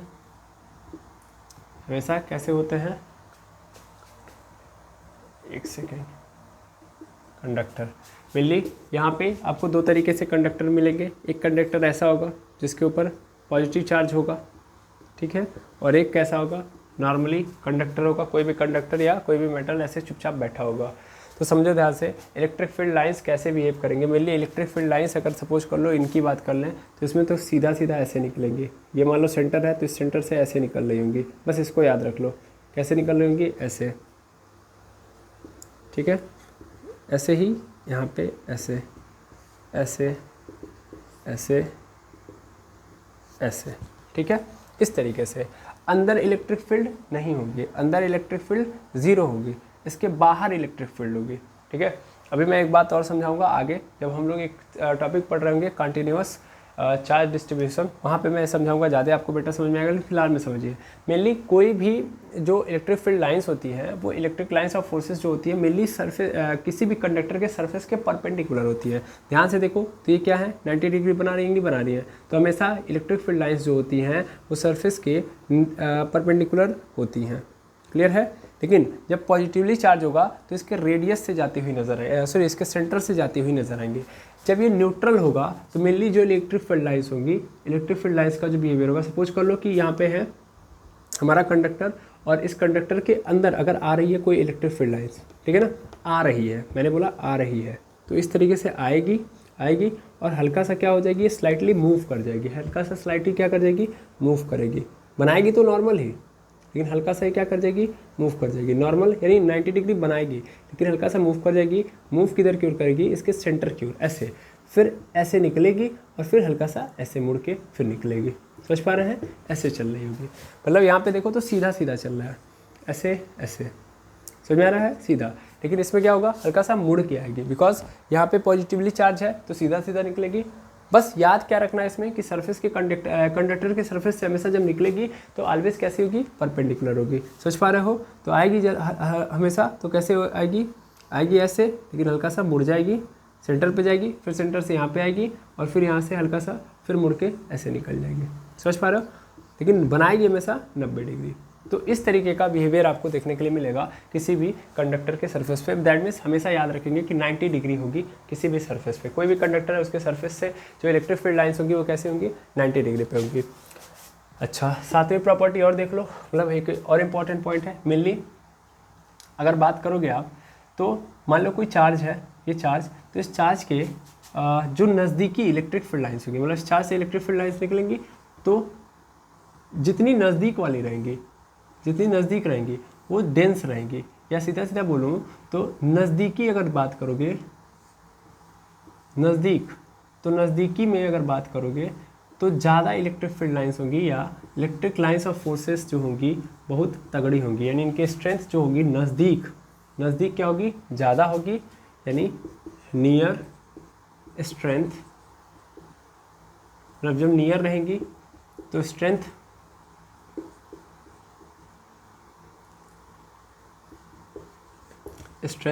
ज़्यादा रहेगी किसकी? इलेक्ट्रिक फील्ड लाइंस की, ठीक है।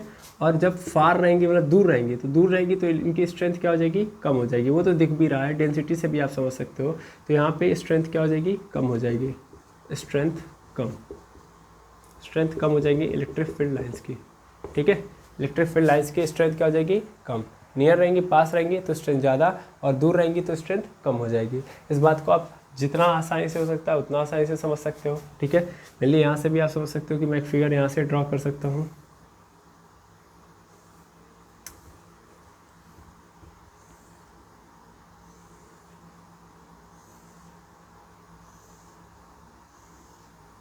देख पा रहे हो यहाँ पे क्या है? ज़्यादा आपको पास पास नज़र आ रही हैं। ज़्यादा पास पास मतलब ज़्यादा रस्सियाँ हैं, आसानी से, मतलब सपोज कर लो कि तुम यहाँ पे हो तो तुमको एक रस्सी खींचेगी, लेकिन जब तुम यहाँ पे आ जाओगे, सपोज कर लो यहाँ पे नज़दीक आ जाओगे, तब तुमको कई लोग खींच रहे होंगे। समझ पा रहे हो? ऐसे समझ लो कि जैसे यहाँ पे हो, जब यहाँ पे हो तो एक आध लोग खींच पाएंगे, एक लाइन खींच रही होगी, लेकिन जब यहाँ पे आ जाओगे तो कई सारे लाइन्स मिलकर तुमको क्या कर लेंगे? आसानी से कैच कर लेंगी। तो क्या होगा कि जितना नज़दीक आओगे तुम, उतना ही क्या होगा? उतना ही ज़्यादा स्ट्रेंथ बढ़ती जाएगी इलेक्ट्रिक लाइन्स ऑफ फोर्सेस की। और ये भी सही है ना, आप खुद जानते हो इलेक्ट्रिक फील्ड की कहानी। इलेक्ट्रिक फील्ड हम लोगों ने देखा था क्या है कि electric field directly proportional to r square. जितना आप डिस्टेंस कम रखोगे उतना ही इलेक्ट्रिक फील्ड क्या रहेगी? ज़्यादा। यानी जितना आप चार्ज के नज़दीक आते जाओगे उतना ही चार्ज की खींचने की जो शक्ति होगी वो तगड़ी बनती जाएगी। सेम कहानी यहाँ पे है कि जितना आप नज़दीक रहोगे स्ट्रेंथ रहेगी इलेक्ट्रिक फील्ड लाइन्स की तगड़ी, जितना आप दूर रहोगे इलेक्ट्रिक फील्ड लाइन्स की जो स्ट्रेंथ होगी उतनी कम होती जाएगी। इस बात को आप याद रख लो, ठीक है। अच्छा, इसके बाद आप ये ध्यान देना कि अगर मान लो कोई यूनिफॉर्म इलेक्ट्रिक फील्ड है, कैसी है? यूनिफॉर्म इलेक्ट्रिक फील्ड है, यहाँ पे देख लेना, यूनिफॉर्म इलेक्ट्रिक फील्ड लाइन है, यूनिफॉर्म इलेक्ट्रिक फील्ड लाइन है, तो जो लाइंस होंगी, लाइंस जो होंगी वो कैसी होंगी? पैरेलल हो जाएंगी। लाइंस एक दूसरे के क्या हो जाएंगी? पैरेलल हो जाएंगी। जैसे ऐसे ऐसे अगर तुमको दिखाया जा रहा है तो मेनली ये समझ लेना कि ये कैसी इलेक्ट्रिक फील्ड लाइन्स है? ये यूनिफॉर्म इलेक्ट्रिक फील्ड लाइन्स है। समझ में आ रहा है? यहाँ पे तो क्या है? यहाँ पे तो वेरी कर रही है, जहाँ पे नियर है मतलब कम है, सॉरी नज़दीक है तो ज़्यादा बन रही है, दूर है तो स्ट्रेंथ कम हो रही है। That means electric field lines भी क्या हो जा रही हैं? कम हो जा रही हैं। ऐसे भी समझ लो, नियर है तो स्ट्रेंथ ज़्यादा, इलेक्ट्रिक फील्ड लाइन्स क्या है? मतलब तब यहाँ पे लिख देना कम, सॉरी ज़्यादा, इलेक्ट्रिक फील्ड लाइन्स ज़्यादा, स्ट्रेंथ इलेक्ट्रिक फील्ड लाइन्स की ज़्यादा, और इलेक्ट्रिक फील्ड लाइन्स भी क्या हो गई? ज़्यादा। जबकि यहाँ पे क्या हो गया? यहाँ पे जब हम क्या है? दूर हैं, तो दूर होने के केस में क्या हो रहा है? इलेक्ट्रिक फील्ड लाइन्स कम हो जा रही है और स्ट्रेंथ भी क्या हो रही है? कम। लेकिन जब हम क्या यूनिफॉर्म इलेक्ट्रिक फील्ड लाइन्स की बात करेंगे तो लाइन्स जो होंगी आपस में क्या हो जाएंगी? पैरेलल हो जाएंगी। दैट मीन्स ऐसे आपको नजर आएंगी। क्लियर है? तो ये सभी के सभी क्या थी? प्रॉपर्टीज़ थी, ठीक है।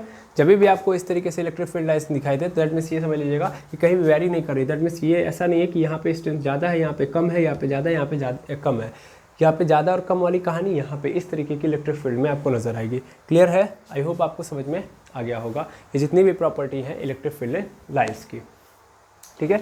तो अगर आपको ये समझ में आ गया है तो चलिए हम बारी बारी कुछ शेप लेते हैं या कुछ अलग अलग कंडक्टर लेते हैं और अलग अलग कंडीशन में हम इलेक्ट्रिक फील्ड लाइन्स को देखते हैं, ठीक है।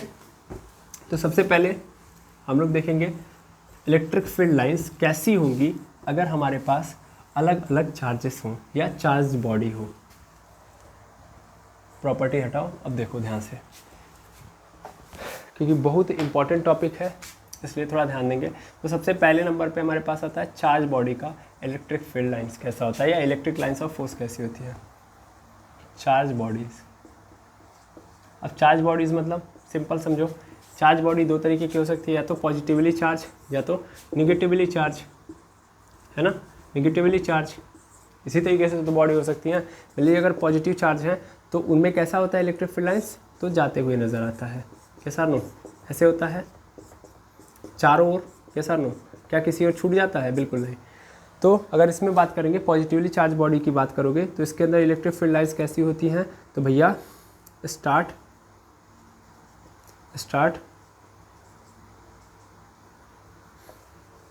या स्टार्ट मतलब ऐसे समझो, इसमें इंड देखना होता है। इंड कहाँ पे होती है, इनफाइनाइट पे। स्टार्ट फ्रॉम या स्टार्ट टू पॉजिटिव, यार लिखा तो हूँ मैं, इसको सही तरीके से लिख देता हूँ। Start to positive, end at infinite. ठीक है, इंड एट इनफाइनाइट। पहली बात कैसी होती है, चारों ओर होती हैं, तो दैट मीन्स हम यहाँ पे बोल सकते हैं रेडियल सिमेट्री भी बोल सकते हैं, रेडियल बोल दो ज़्यादा बेटर है, रेडियल सिमेट्री या स्फेरिकल सिमेट्रिक। ठीक है, radial symmetric. Negatively charge body के अंदर क्या होता है कि आती हैं, इनफाइनाइट से क्या होती हैं, वो आती हैं, मतलब चारों ओर से आएंगी। तो इसमें भी ऐसा नहीं है कि रेडियल वाली कहानी यहाँ पे भी चलेगी, बस यहाँ पे कहानी में थोड़ा सा चेंज आ गया है। स्टार्ट कहाँ से है, स्टार्ट है इनफाइनाइट से, और एंड कहाँ पे होगा, निगेटिव वाले चार्ज पे, यानी इस चार्ज में आके एंड होंगे। और यहाँ भी क्या है, रेडियल सिमेट्री है। ठीक है, रेडियल मतलब चारों ओर है ना, या सीधा इसको स्फेरिकल वाली कहानी बोल दो, ये स्फेरिकल सिमेट्रिक है। ठीक है, एक बात तो यहाँ पे ख़त्म। दूसरी बात अगर हम देखेंगे कि हमारे सामने क्या हो, हमारे सामने दूसरा कंडीशन आ जा रहा है कि हमारे सामने इक्वल एंड अपोजिट चार्ज आ गया। इक्वल एंड अपोजिट चार्ज आ गया। इक्वल एंड अपोजिट चार्ज को हम लोग डाइपोल बोलते हैं। तो आगे हमको पढ़ना है तो डाइपोल याद रख लीजिएगा, द्विध्रुव हिंदी में बोलते हैं। तो मेरे सपोज करिए एक पॉजिटिव चार्ज है, एक नेगेटिव चार्ज है। अब ये दोनों एक साथ आ गए तो इलेक्ट्रिक फील्ड लाइंस कैसे आपको नजर आएंगे, तो मेनली आपको इलेक्ट्रिक फील्ड लाइंस जो नज़र आएंगी वो कुछ ऐसे नज़र आएंगी।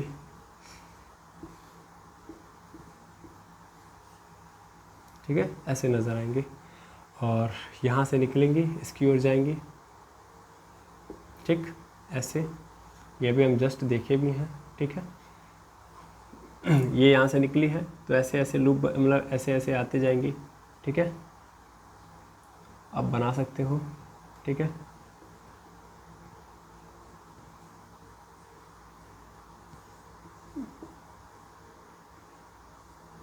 ऐसे। ठीक है, ऐसे इसमें बहुत सारी लाइंस आएंगी ऐसे। तो इस तरीके से यहाँ पे इलेक्ट्रिक फील्ड लाइंस आपको देखने के लिए मिल रहा है। मैं इसको यहाँ से हटा दे रहा हूँ, बाकी आप समझदार हैं कि ये ऐसे जाएंगी, इसके अंदर आगे कनेक्ट हो जाएंगी। तो अगर इक्वल एंड अपोजिट डाइपोल है तो इस तरीके से आपको नजर आएगा कहानी। ठीक है, इसी तरीके से थोड़ा सा और देख लेते हैं। अगर हमारे सामने क्या हो, इक्वल हो एंड पॉजिटिव, या सीधा बोले तो सेम चार्ज आ गया, सेम पॉजिटिव चार्ज। कोई ऐसा आ गया कि भैया दोनों ये भी पॉजिटिव है, ये भी पॉजिटिव है, तो होगा क्या, इसमें होगा कुछ इसमें ऐसे कि ऐसे निकलेगा और इससे दूर भागेगा। ये वाला अपना दूर भगाएगा, है ना, ये अपना दूर भगाएगा। और इनमें एक पर्टिकुलर पॉइंट पे सपोज कर लो, यहाँ पे ये पॉइंट न्यूट्रल होगा। दैट मीन्स यहाँ पे क्योंकि इसकी भी नहीं आएगी और इसकी भी नहीं आएगी, और इस पॉइंट पे क्या होगा, इन दोनों का इफेक्ट क्या हो जाएगा, कम हो जाएगा। दैट मीन्स समझो, जब दो पॉजिटिव चार्ज को एक साथ रख दोगे तो दोनों एक दूसरे से दूर भागेंगे। इनके जो इलेक्ट्रिक फील्ड लाइंस होगी, जो कैच करने वाली लाइंस होगी, वो तो अलग अलग रहेंगी ना, दूर रहेंगी ना। मेनली ये एक दूसरे से कनेक्ट ही नहीं होंगे। यहाँ पे देखो कनेक्ट हो जा रही है, सब कनेक्ट होंगी तभी तो एक दूसरे को खींचेगी। ये पॉजिटिव निगेटिव को कैसे खींचेगा, क्योंकि इनकी लाइंस आपस में क्या है, कनेक्टेड है। यहाँ पे पॉजिटिव की जो लाइंस होगी वो दूर होंगी। मान लो सपोज कर लो कि यहाँ तक आई है, लेकिन इस पर्टिकुलर पॉइंट पे न्यूट्रलाइज हो जाएगा। दैट मीन्स ना ये खींच पाएगा, इस पॉइंट पे अगर हम किसी चार्ज को रखेंगे तो ना ये खींच पाएगा ना ही ये खींच पाएगा। समझ पा रहे हो, तो ये क्या है, न्यूट्रल पॉइंट है, इस चीज़ को समझ लेना। ठीक है, ये क्या है, न्यूट्रल पॉइंट है। वो वही हाल हो गया जैसे आप लैग्रेंज पॉइंट जानते हो। लैग्रेंज पॉइंट जो होता है कि ये सन है, ये अर्थ है, और उसके बीच में एक पॉइंट होता है। ये सन है, ये क्या है, अर्थ है, और इनमें एक पर्टिकुलर पॉइंट होता है कि जहाँ पे रखने पे अगर हम किसी ऑब्जेक्ट को रख देते हैं तो ना ही अर्थ खींच पाता है ना ही सन खींच पाता है, क्योंकि दोनों का जो ग्रेविटेशनल फील्ड होता है, सॉरी ग्रेविटेशनल फोर्स होता है, उस पर्टिकुलर पॉइंट पे क्या हो जाता है, न्यूट्रल हो जाता है, इक्वल हो जाता है। तो इसलिए ना अर्थ खींच पाता है ना सन खींच पाता है, और उस पर्टिकुलर पॉइंट पे वो जो बॉडी होती है या जो सैटेलाइट होता है वो ना ही अर्थ की ओर भागता है ना ही सन की ओर, वहीं पे वो न्यूट्रल हो जाता है। ऐसे सेम कहानी, जब दो सेम पॉजिटिव चार्जेस आते हैं तो एक न्यूट्रल पॉइंट मिल जाता है। ऐसे नेगेटिव वाले केस में भी होगा, ठीक है। निकलेंगी लाइंस, देखो यहाँ पे तो जा रही हैं और उधर आएंगी, लेकिन इन दोनों के बीच में क्या होगा, एक न्यूट्रल पॉइंट आ जाएगा जहाँ पे ना ये चार्ज इसके ऊपर कोई एक्शन ले पाएगा इस पर्टिकुलर पॉइंट पे, और ना ये चार्ज इस पर्टिकुलर पॉइंट पे कोई एक्शन ले पाएगा। क्लियर है? बिल्कुल। तो ये 3 मैंने बना दिए, एक आध दो और बनाते हैं, तब तक आप इतना नोट करिए। चलिए अब हम एक प्लेन कंडक्टर ले लेते हैं, चार्ज प्लेन कंडक्टर।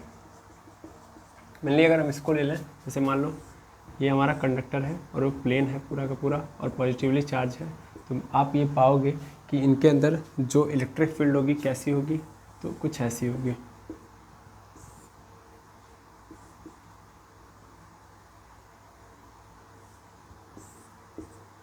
कुछ ऐसी होगी,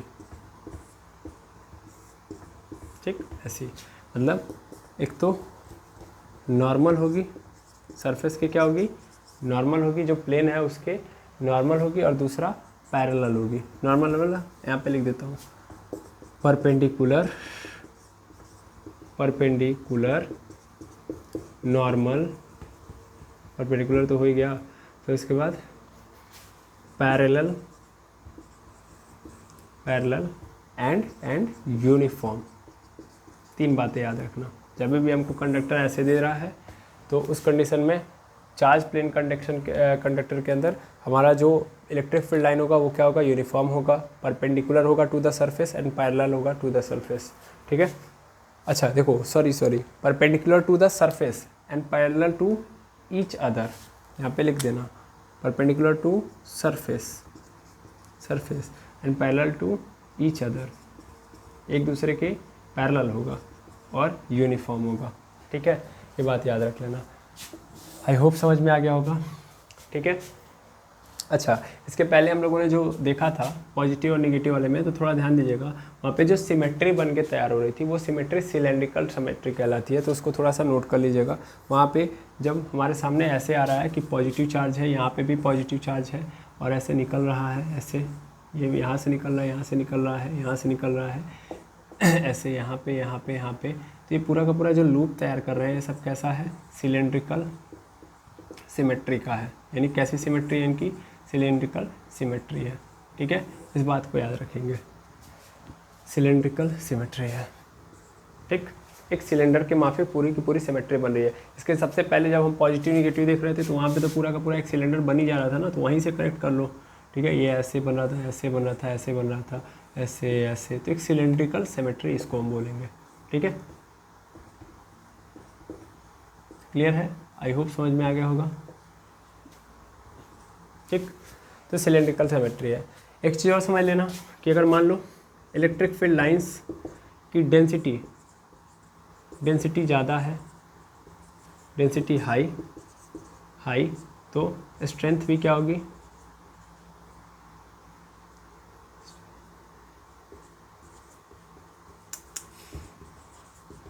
स्ट्रेंथ भी क्या होगी, ज़्यादा। और अगर लो डेंसिटी है, ये सब समझ में आ रहा होगा, लो डेंसिटी है तो स्ट्रेंथ क्या होगी, कम होगी। मेनली ऐसे समझ लो, ज़्यादा का मतलब क्या होगा, यहाँ पे देखो एकदम ऐसे। ठीक है, ऐसे समझा दे रहा हूँ मैं।